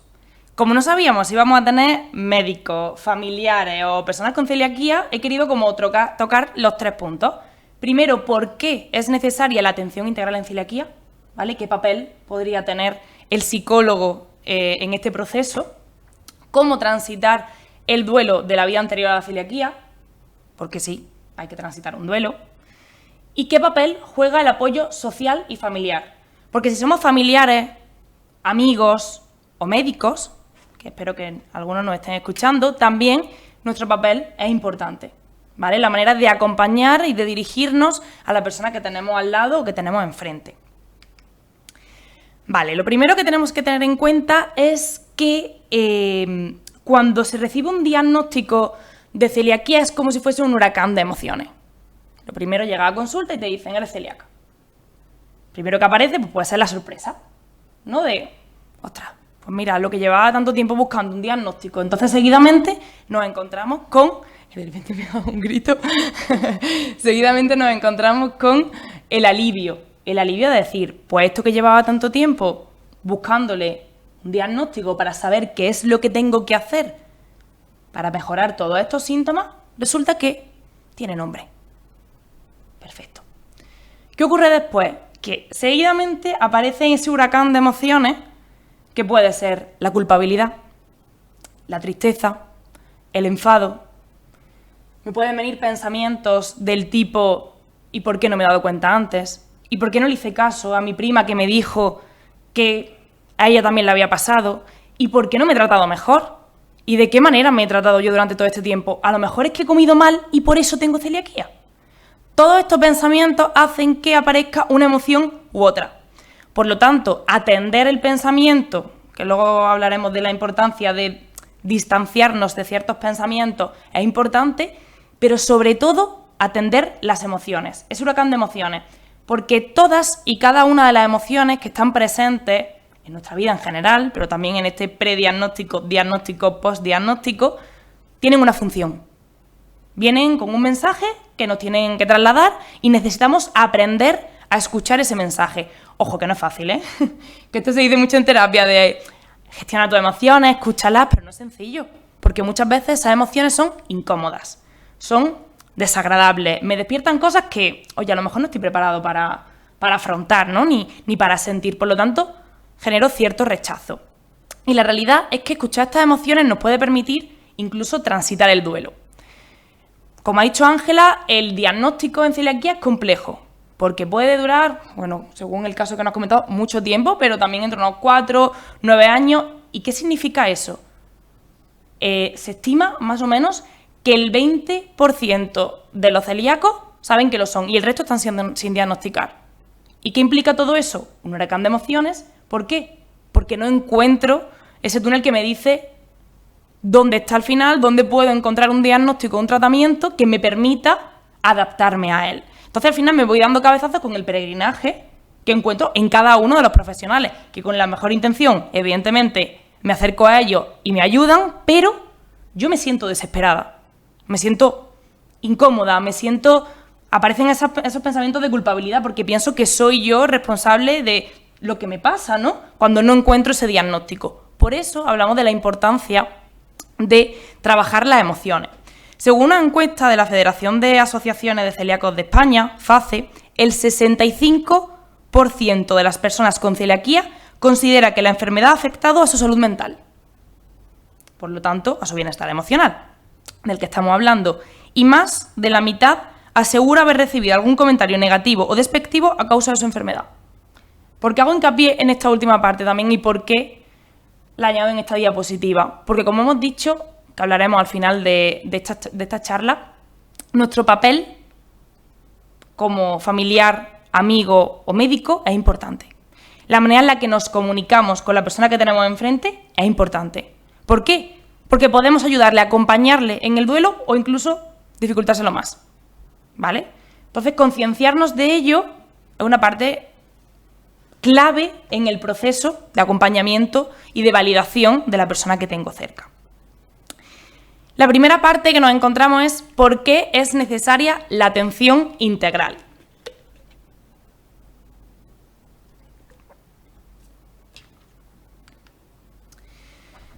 Cuando nos encontramos una persona con celiaquía, normalmente nos verbaliza que se enfrenta a determinadas situaciones de su día a día que influyen a su estado de ánimo de manera negativa. Yo quiero hacer hincapié en algunas de esas situaciones en las que la persona con celiaquía, pues al final a lo largo del día tiene que lidiar. Primero nos encontraríamos con síntomas físicos. Tengo ciertos síntomas físicos que son incómodos, que son desagradables, que incluso pueden estar limitándome en mi día a día y a lo mejor no tengo todavía ni siquiera un diagnóstico. Hay que tener en cuenta también una cosa que yo hago muchísimo hincapié, de hecho en el centro hemos hecho algún taller al respecto, la conexión que hay entre mente y cuerpo. Esos hermanos siameses que durante mucho tiempo han estado muy unidos y que a lo largo de los años los hemos separado, pero que, menos mal, lo estamos ya volviendo a juntar. Si yo, durante años de mi vida, bueno, incluso meses, días, es decir, depende de cada uno cómo gestione la situación, tengo unos síntomas físicos que me están limitando, evidentemente aparecen un impacto emocional.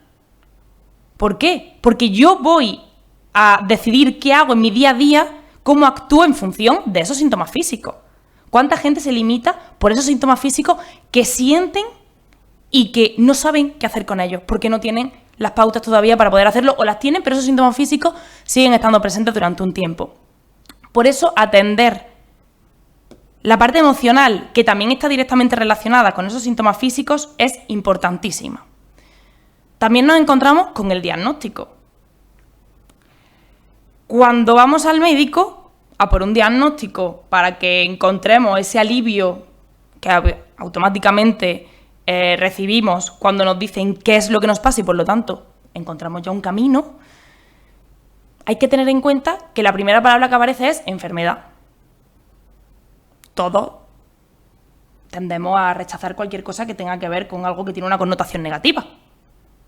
Y la palabra enfermedad tiene una connotación negativa. Por lo tanto, lo normal es que ese primer impacto en la persona sea rechazo. No quiero esto.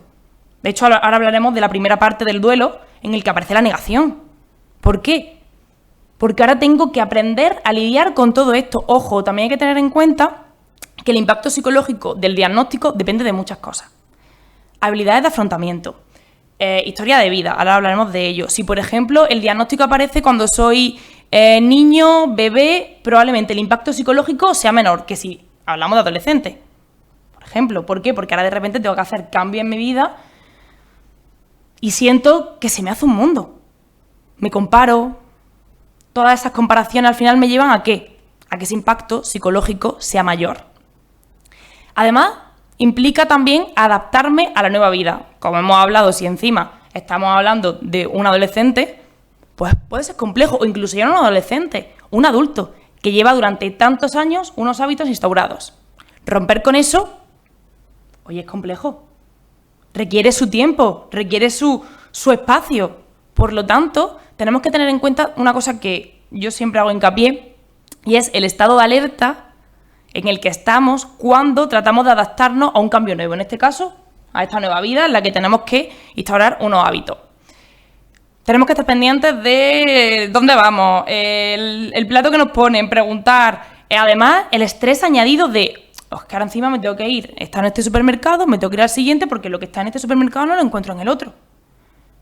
Incremento de los precios de ciertos alimentos, la vergüenza o la culpabilidad que puedo sentir al ir a casa de alguien y que me tengan que preparar algo, que tenga yo que llevar mi plato. Todo eso, todas esas emociones no atendidas y el estado de alerta en el que estoy afecta directamente a mi sistema nervioso. El sistema nervioso autónomo se divide en simpático y parasimpático, para hacerlo un poco así simplista, ¿vale? Como yo siempre hablo, el sistema nervioso autónomo es como si fuese un coche.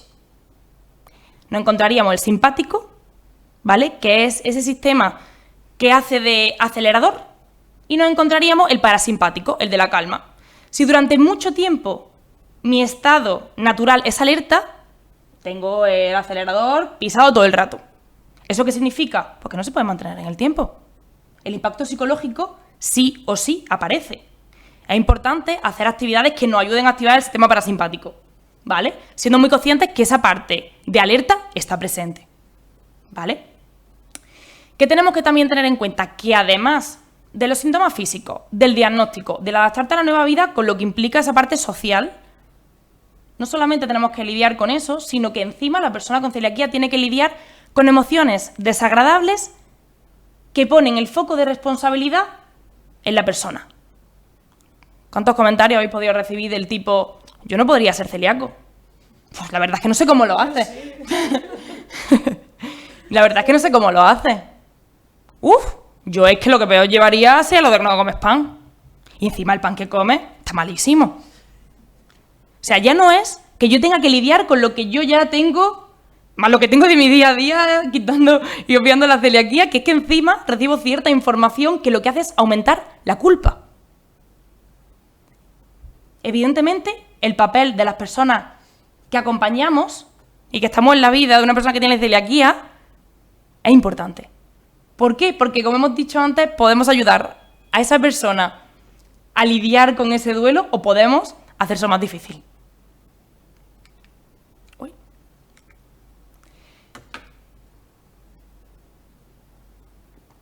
Yo siempre hago hincapié en que la intervención médica no es suficiente.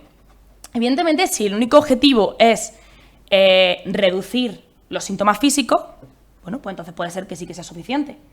Pero claro, tengo que entender que hay unos síntomas y unas señales emocionales que también hay que atender y que si no las atiendo, mi cuerpo me grita, me manda un mensaje, al principio un mensaje en el que, bueno, no viene a lo mejor con mucha fuerza, pero si yo no atiendo ese mensaje cada vez viene con más fuerza.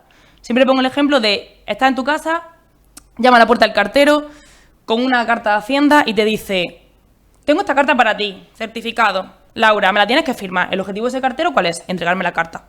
Si no, no puede terminar su trabajo.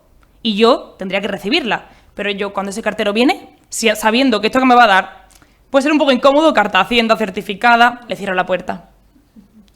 ¿Qué ocurre? Al día siguiente me vuelve a llamar.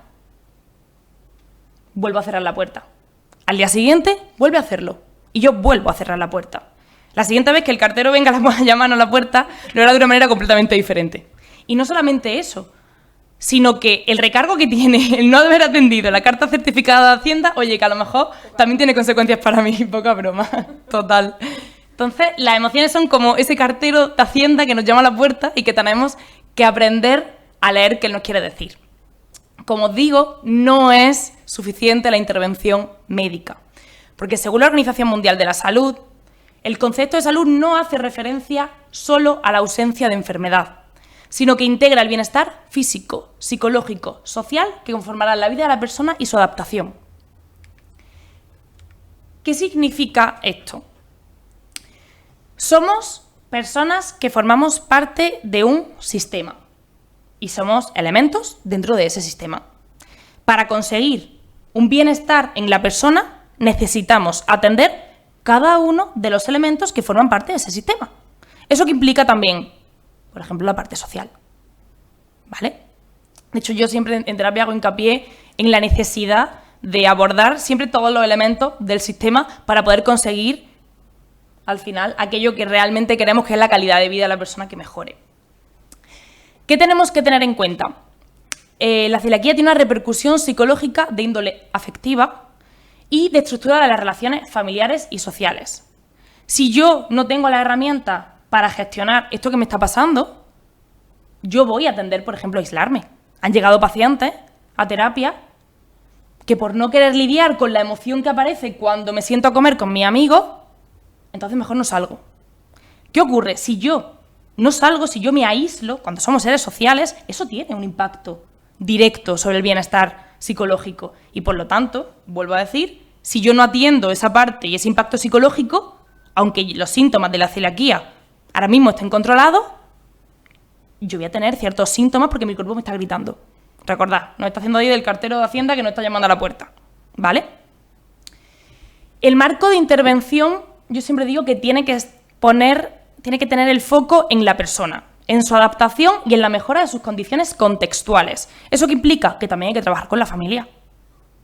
No es solamente trabajar, en el caso del menor, con el menor, para que sea consciente, para que tenga pautas, para que pueda generar y conseguir esa aceptación. No, es que también tengo que trabajar con la familia. Y tengo que trabajar con la familia para mejorar esas condiciones contextuales y tengo que trabajar con el menor y con la familia para orientarles en esta nueva etapa de la vida. Tengo que ayudarles a formarse en esta nueva etapa porque al final necesitan información. Tengo que centrar la atención en emociones. Lo digo desde el punto de vista, evidentemente, de la psicología y del apoyo que puede ser la terapia psicológica en este proceso. ¿Por qué tengo que centrar la atención en emociones? Las emociones, como he dicho, siempre tienen una función, siempre tienen un objetivo y siempre están presentes. Si yo me voy ahora a la India, que no tengo ni idea del idioma, y veo a una persona llorando, sé que está sintiendo. Si lo veo gritando, sé que está sintiendo.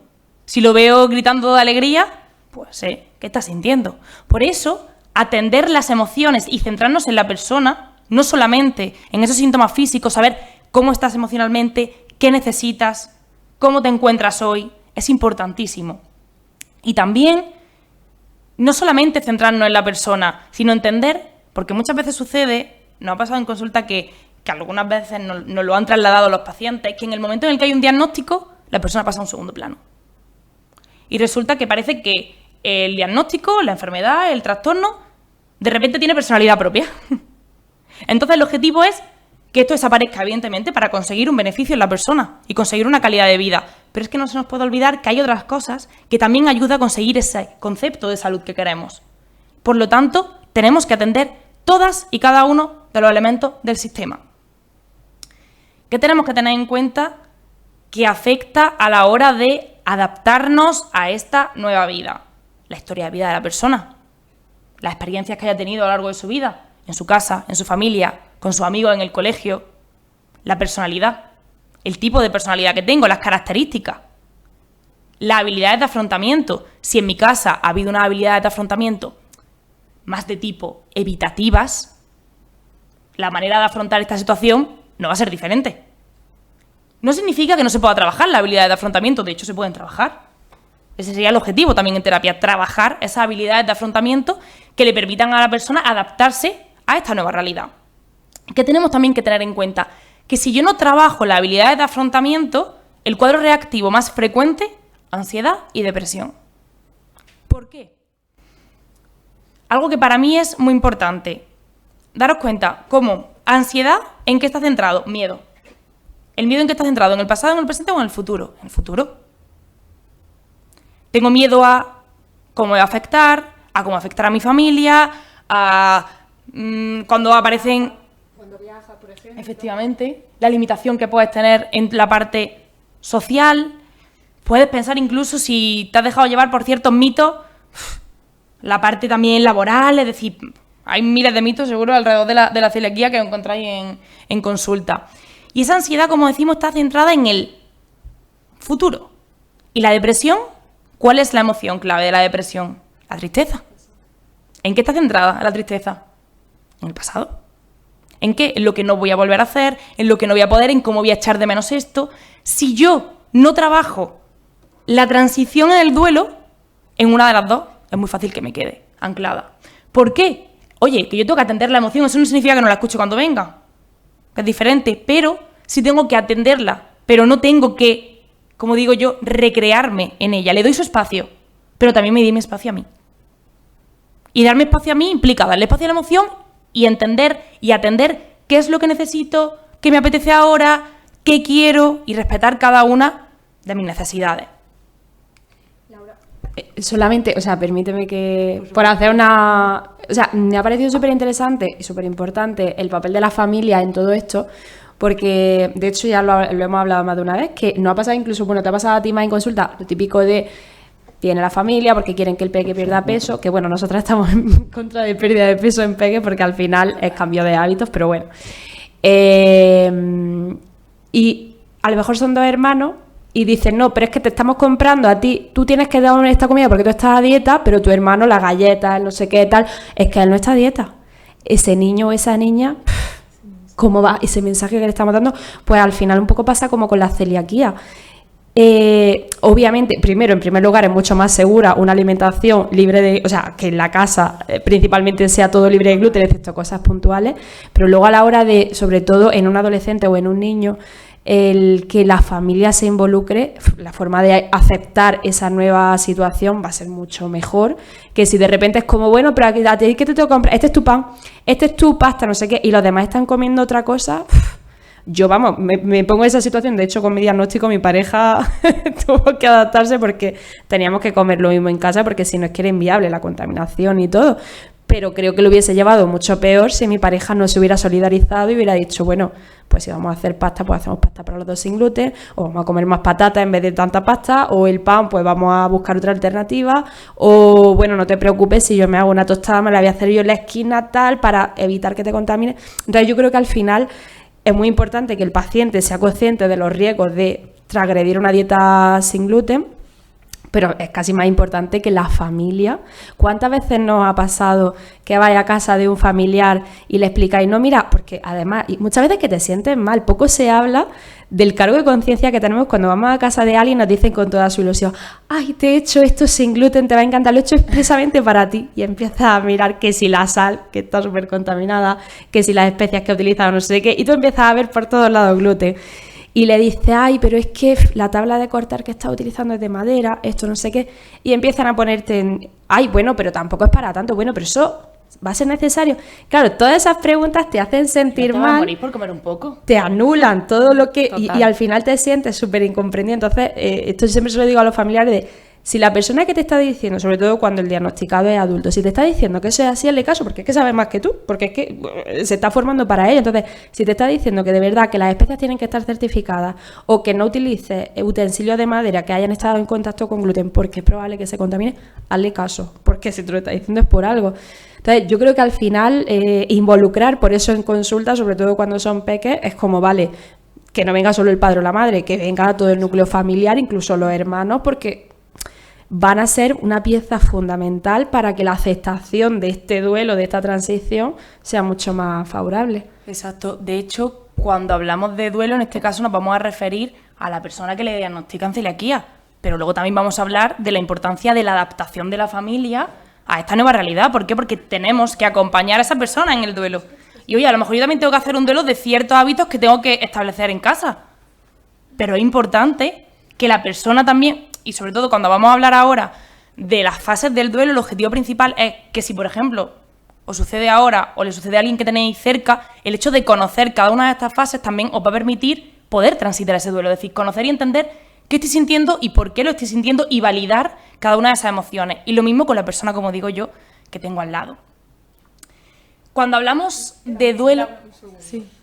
Es que también es muy importante para el tema de la adherencia a la dieta, ¿no? Porque le estaba comentando a Ángela, sí, que tengo una chica, es mayor de edad, pero bueno, es muy jovencilla, y viene con la madre, y la madre, palabras textuales, ha dicho en mi consulta, que además yo estaba con la chica de prácticas, que yo no sé quién se puso más blanca de las dos, la madre dijo, yo sé que esto, un alimento, le sienta mal a mi hija, pero es que yo no puedo estar haciendo 20 comidas distintas. Así que no se lo hago. En la primera revisión vino con su tía. Era otra película. La tía muchísimo más implicada, involucrada. Y la tercera consulta, la segunda revisión, vino otra vez con la madre. Y era otra vez la película del principio. Yo vi que sí que estaba la madre haciendo de aquella manera la dieta sin gluten, pero estaba cargando de culpa a la hija. Entonces, esa niña, por más que quiera, ¿qué adherencia va a tener? Si con tal de no molestar a su madre, pues nada, si hoy se ha colado esto... Sí, dime.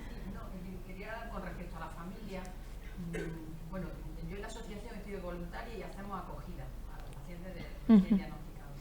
Entonces vienen también padres con niños pequeños que no saben nada de lo que les ha pasado, pero perciben perfectamente el estado en el que llegan los padres. Totalmente. Entonces, es el caso contrario, de padres que se preocupan. Claro. Que por suerte no.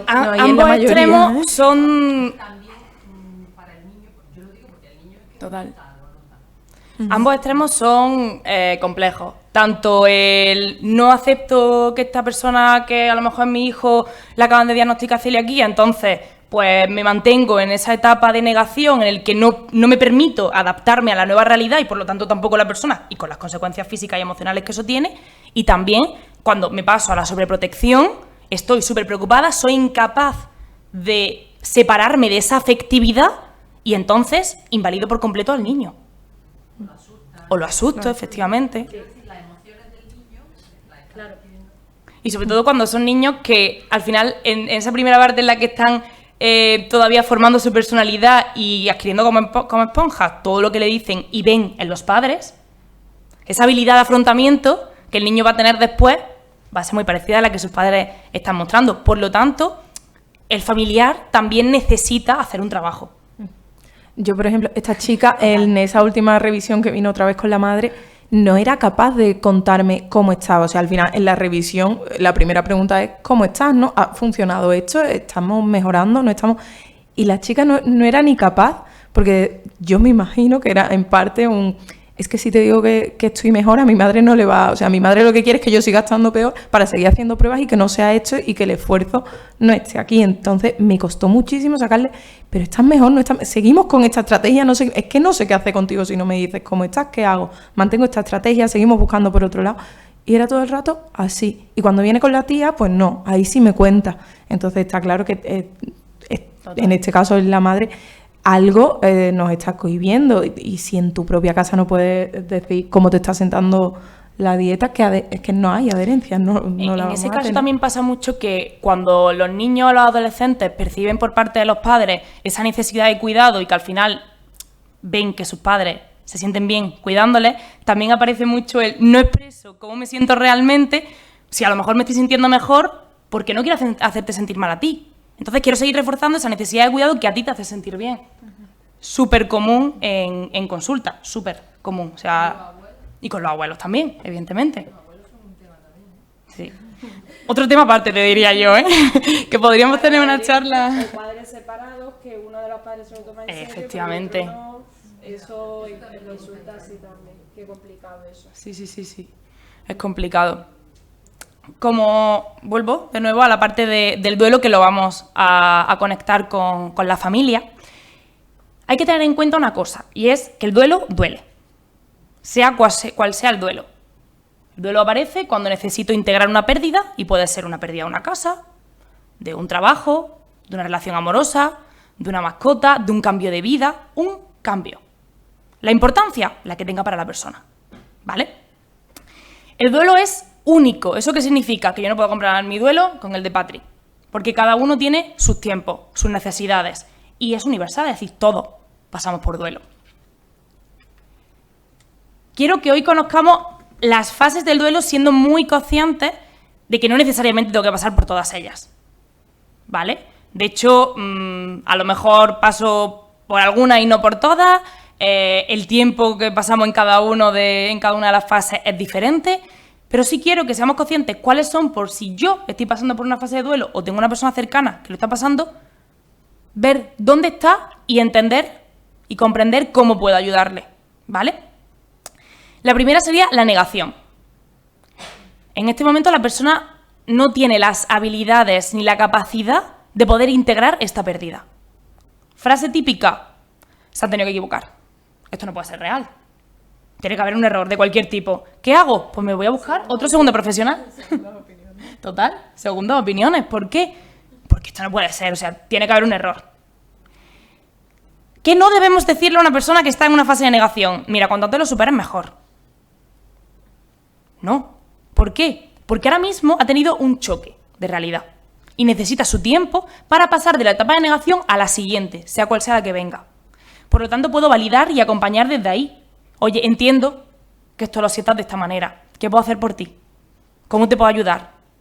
¿Vale? Acompañar a la persona, no juzgar ni hacerle que cambie de opinión, porque entonces ahí nos vamos a encontrar un choque más grande, ¿vale?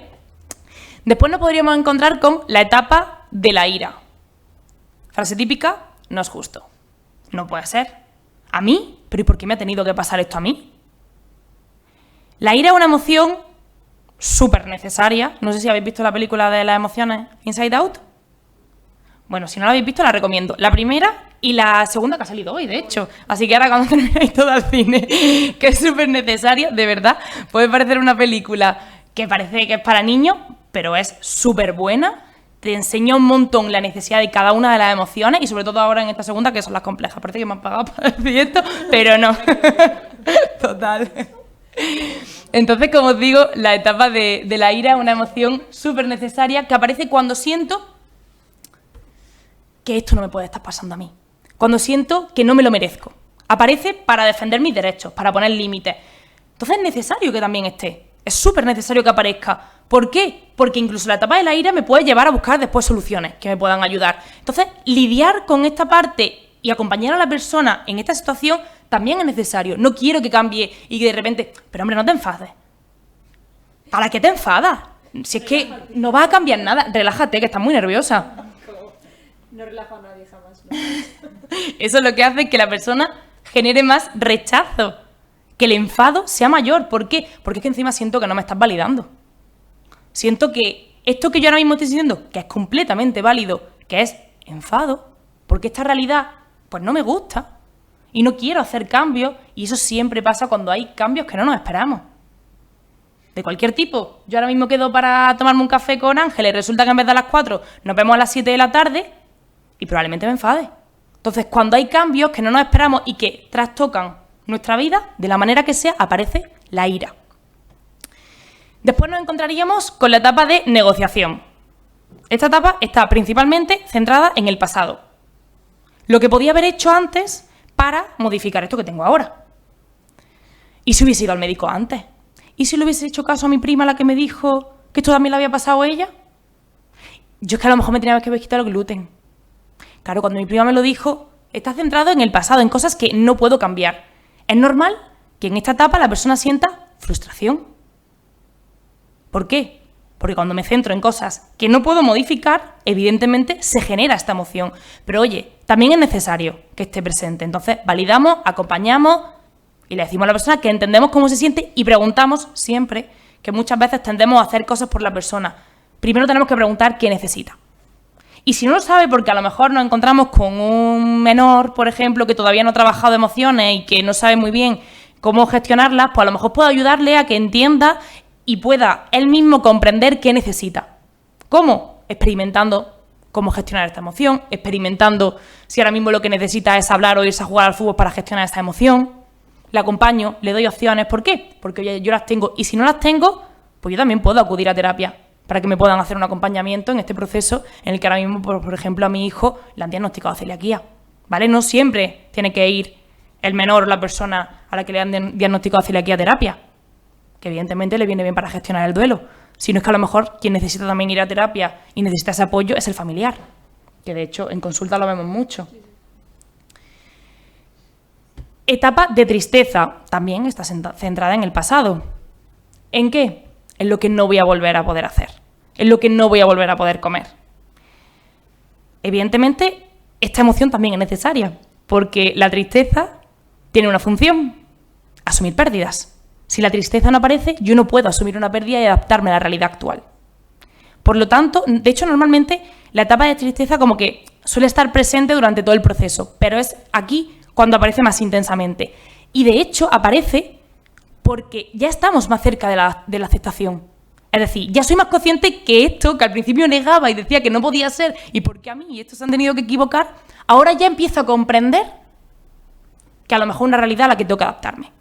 Por eso aparece la tristeza.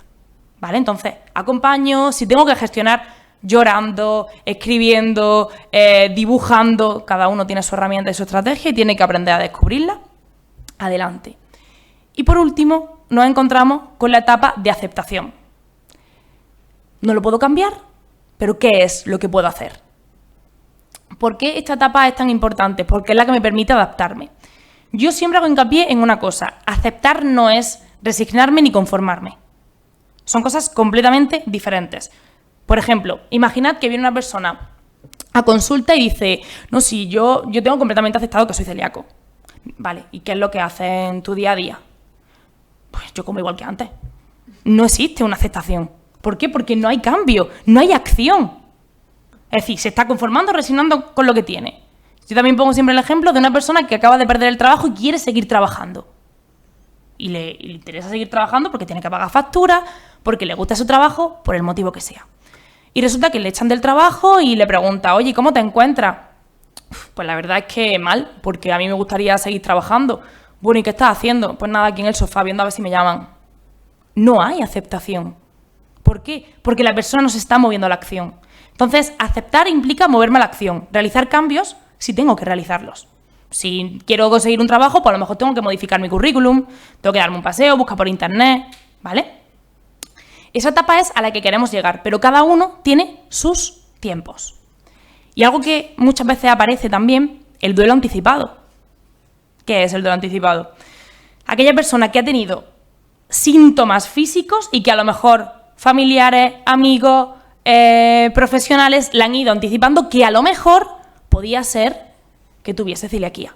En ese caso, la persona no es que de repente acepte, no, es que ha habido un duelo previo que le ha ido permitiendo acercarse a esta última etapa.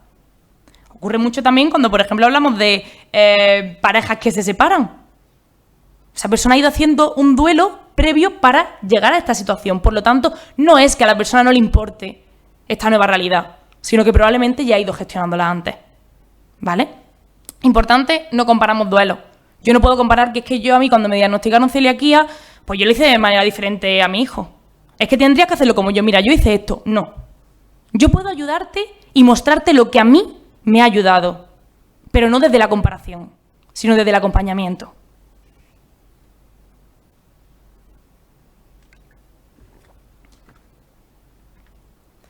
Y ahora, ¿qué puedo hacer para trabajar mi duelo o acompañar a una persona que está en un proceso de duelo? Primero, lo que tengo que hacer es atender los pensamientos y creencias irracionales, porque sí, alrededor de cualquier enfermedad aparecen creencias irracionales. Habrá llegado gente a consulta con un montón de creencias irracionales que habéis tenido que desmentir y un montón de mitos que venían además, bueno, pues con fuerza y que evidentemente estaban limitando a la persona, porque en el momento en el que yo le doy credibilidad a una creencia irracional, yo empiezo a actuar en función de eso para evitar que eso, por ejemplo, que temo, ocurra.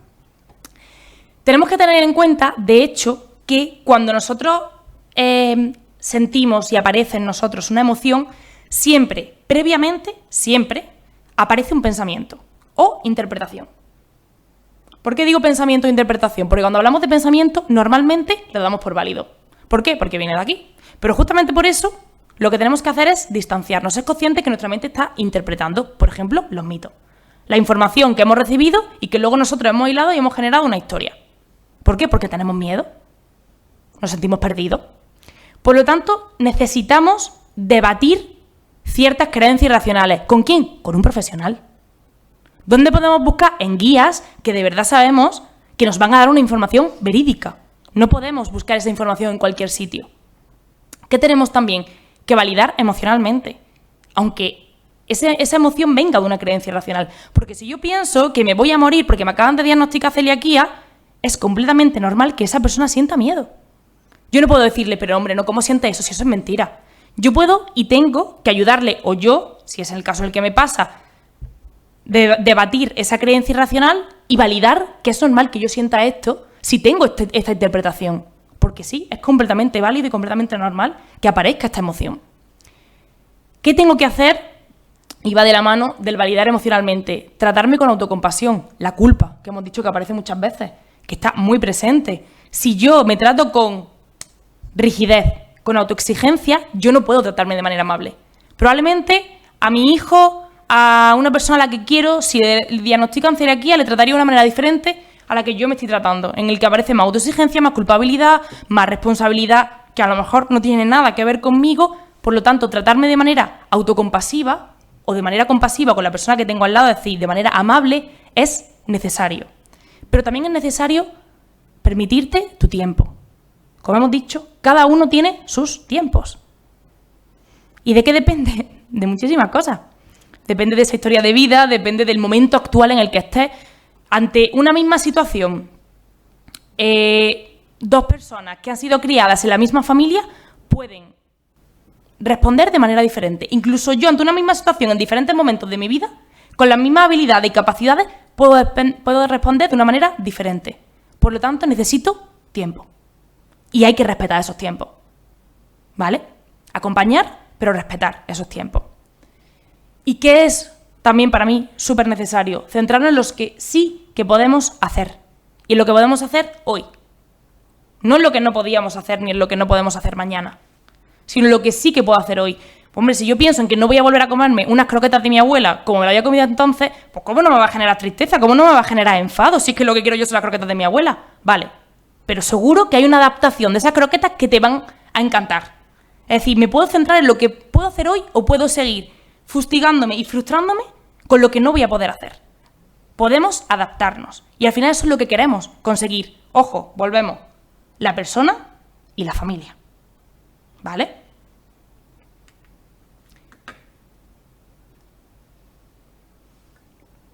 Ahora vamos a la parte que para mí es muy importante, que es ese papel que juega el apoyo social y familiar. Y aquí también metemos a los médicos, ¿vale? Tu papel también es importante si estás acompañando. Y es importante porque somos seres sociales. Una persona, un niño que se cría en una familia en la que se le respeta, se le atiende, se le presta cariño y atención, va a desarrollar unas habilidades completamente diferentes a un niño que no recibe eso. La manera de afrontar la vida va a ser completamente diferente. Por lo tanto, trabajar y mejorar ese apoyo social es necesario incluso para trabajar nuestra propia identidad. ¿Qué es el apoyo social? Primero tenemos que comprender que se refiere a diversas formas de asistencia, comprensión y respaldo que una persona recibe de su red de relaciones sociales, amigos, familiares, colegas o miembros de la comunidad. Las asociaciones tienen un papel muy importante. Y aunque puede tomar muchas formas, el apoyo social comparte un denominador común. La idea de que no estamos solos en este viaje llamado vida. Como hemos dicho, somos seres sociales. Y ese apoyo por parte de la persona que tengo al lado, que para mí es importante, y de la propia comunidad, es súper necesario. A mí me encantan los grupos de ayuda mutua. ¿Por qué? Porque siento que la persona que tengo al lado siente y ha vivido lo mismo que yo. Y eso, al final, es apoyo social. Y eso tiene un efecto directo sobre la propia salud. De hecho, cuando yo trabajo también con otras personas que tienen trastornos de tipo mentales como trastorno obsesivo compulsivo, TCA, etcétera, normalmente también le recomiendo que se acerquen a las asociaciones que trabajan esto. ¿Por qué? Porque es necesario sentirte acompañado, sentirte entendido, sentirte comprendido. De hecho, yo trabajo también en un centro de atención 24 horas en el que trabajamos con diferentes personas con diferentes patologías mentales. Os digo que la misma persona que ha venido con unas limitaciones brutales en su día a día, concretamente con trastorno obsesivo compulsivo, en el que no podía salir de su casa, había dejado su casa. Se había ido a vivir fuera, no tenía contacto con su familia, con sus amigos, completamente perdido. Trabajo, lo único porque tenía que vivir y pagar facturas, pero de manera online. Contacto, como os digo, cero. Esa persona ha acudido al centro 24 horas durante 2 semanas sin empezar a trabajar el propio trastorno y ha habido una mejoría brutal. ¿Por qué? Porque, evidentemente, el apoyo social, como decimos, surte efecto directo sobre la salud. No es lo único, evidentemente hay que trabajar otras muchas cosas, pero es un papel muy importante que nos ayuda a mejorar nuestra calidad de vida. Amortigua los efectos del estrés. Una persona con celiaquía ya hemos dicho que tiene que estar alerta. Alerta, estrés van de la mano. Cortisol por las nubes. Por lo tanto, ese apoyo social le permite amortiguar ese efecto del estrés. Y además tiene un efecto mediador que estimula el desarrollo de las estrategias de afrontamiento y control. ¿Por qué? Compartimos, tenemos la capacidad de ser más creativos, de pensar en otras soluciones que normalmente solos nos cuesta un poquito más. Quiero que también hablemos de la importancia de la fase de adaptación familiar al trastorno. Y en esto, creo que se ve chiquitito, no sé si ahí se ve bien, pero bueno, os lo voy diciendo. Está muy relacionado con la fase de duelo, en la que hemos dicho que lo ideal es acompañar a la persona en esa fase. Evidentemente, la persona que está en esa fase de adaptación también tiene su tiempo y su espacio, ¿vale? Pero si yo conozco y entiendo dónde estoy y sé dónde puede estar la persona a la que acompaño, puedo hacerlo de una manera que sea más de la mano, que vaya más de la mano y que no sea tan dispar, ¿vale? Nos encontraríamos primero con la primera fase. Confusión e incertidumbre. ¿Sobre qué? La situación, el diagnóstico. ¿Qué hago? Busco segundas opiniones. ¿Dónde estamos? En la fase de negación, donde también para la familia es un impacto. Después nos encontraríamos con la conducta airada. ¿Qué es esto?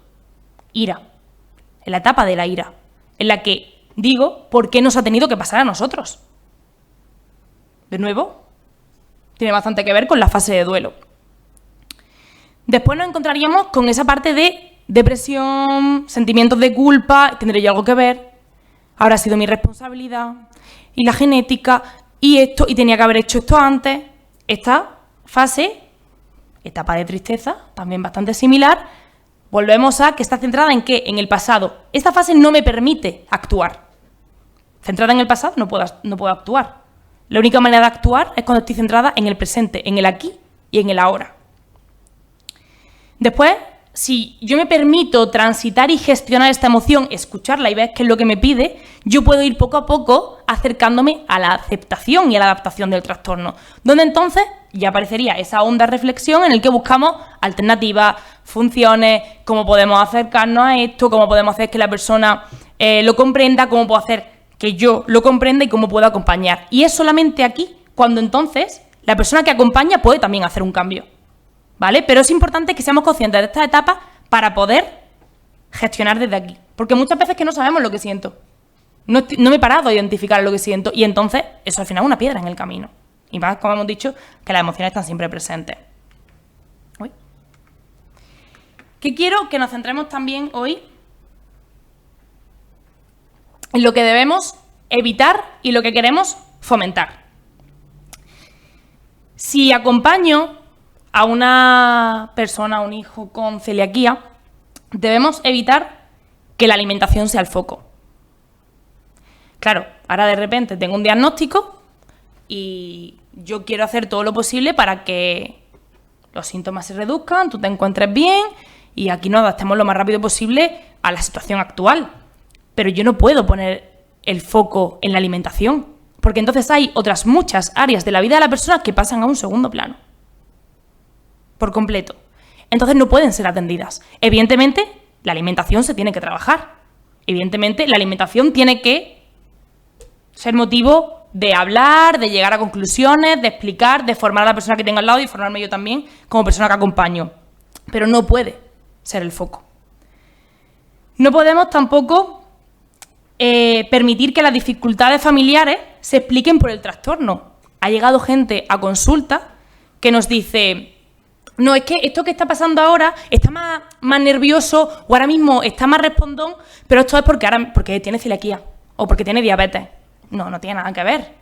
O sea, evidentemente si no está pudiendo aceptar y está transitando un duelo, su manera de responder ante la vida y ante las circunstancias va a ser diferente. Pero esto no es porque tenga diabetes, celiaquía o cualquier enfermedad. Es porque ahora mismo te está lidiando con una situación, pero no se explica por el trastorno. No sé si lo habéis visto también esto en consulta, también, ¿verdad? Importante, importantísimo, sobre protección. Aparece muchísimo así. Tengo miedo a que tenga ciertas consecuencias, intento a toda costa evitar que eso suceda, por lo tanto, yo tomo las decisiones como progenitor. Entonces sobreprotejo a mi hijo. Yo me he encontrado en el centro que os comento que trabajaba, que es de 24 horas, a una chica que estaba recientemente diagnosticada de celiaquía y que, bueno, al principio del tratamiento estaba la madre, concretamente, no la madre, no el padre, con ella, ¿vale? Entonces, cuando venía a pedir el desayuno, pues era el padre quien pedía el desayuno. Totalmente, ¿eh? Cada una de las cosas las pedía el padre. Estamos hablando de una persona que tenía 17 años. ¿Vale? 17 años. Cuando el familiar se fue, pues evidentemente ella pedía su desayuno.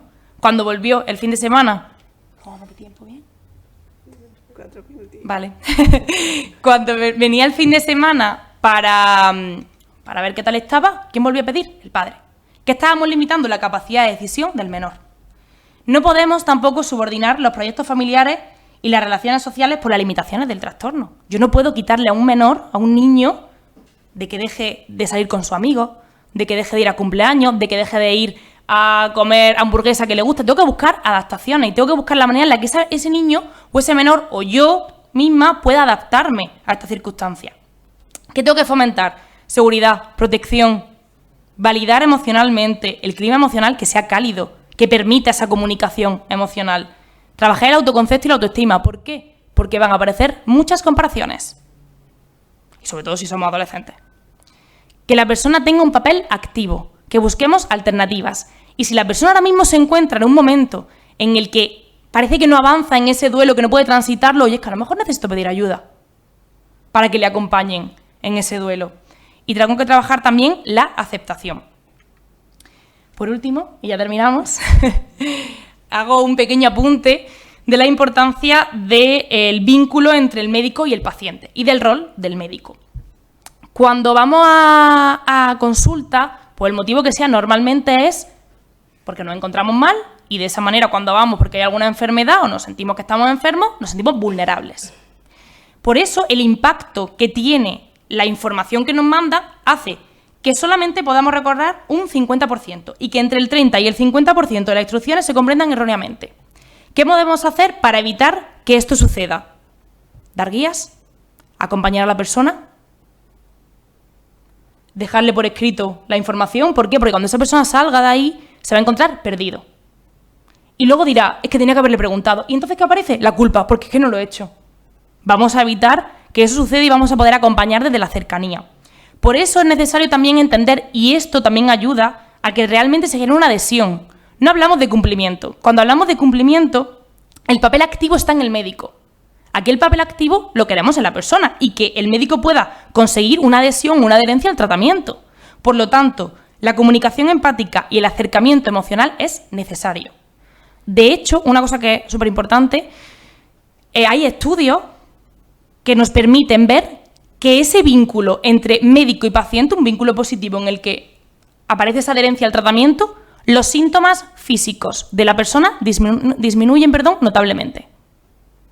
Por lo tanto, comunicación empática y acercamiento emocional sí o sí es necesario. El objetivo principal es que podamos ayudar a la persona a trabajar resiliencia. No son los más fuertes de la especie los que sobreviven, ni los más inteligentes. Sobreviven los más flexibles y adaptables a los cambios. Y eso es lo que queremos conseguir, tanto desde el proceso terapéutico en el que acompañamos los psicólogos, como lo que se debe tratar de conseguir también desde los profesionales sanitarios. Eso. Gracias.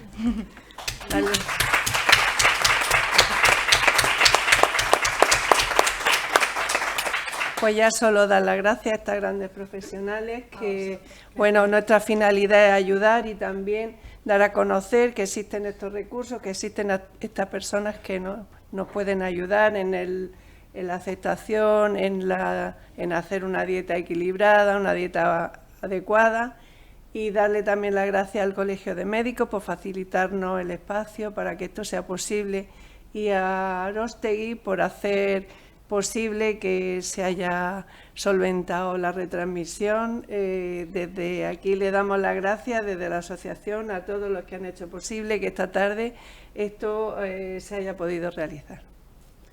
Gracias.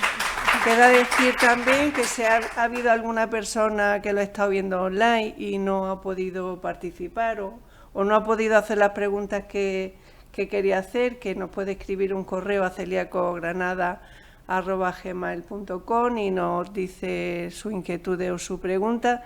Intentamos resolverla. Perfecto. Muchas gracias. Muchas gracias a todos.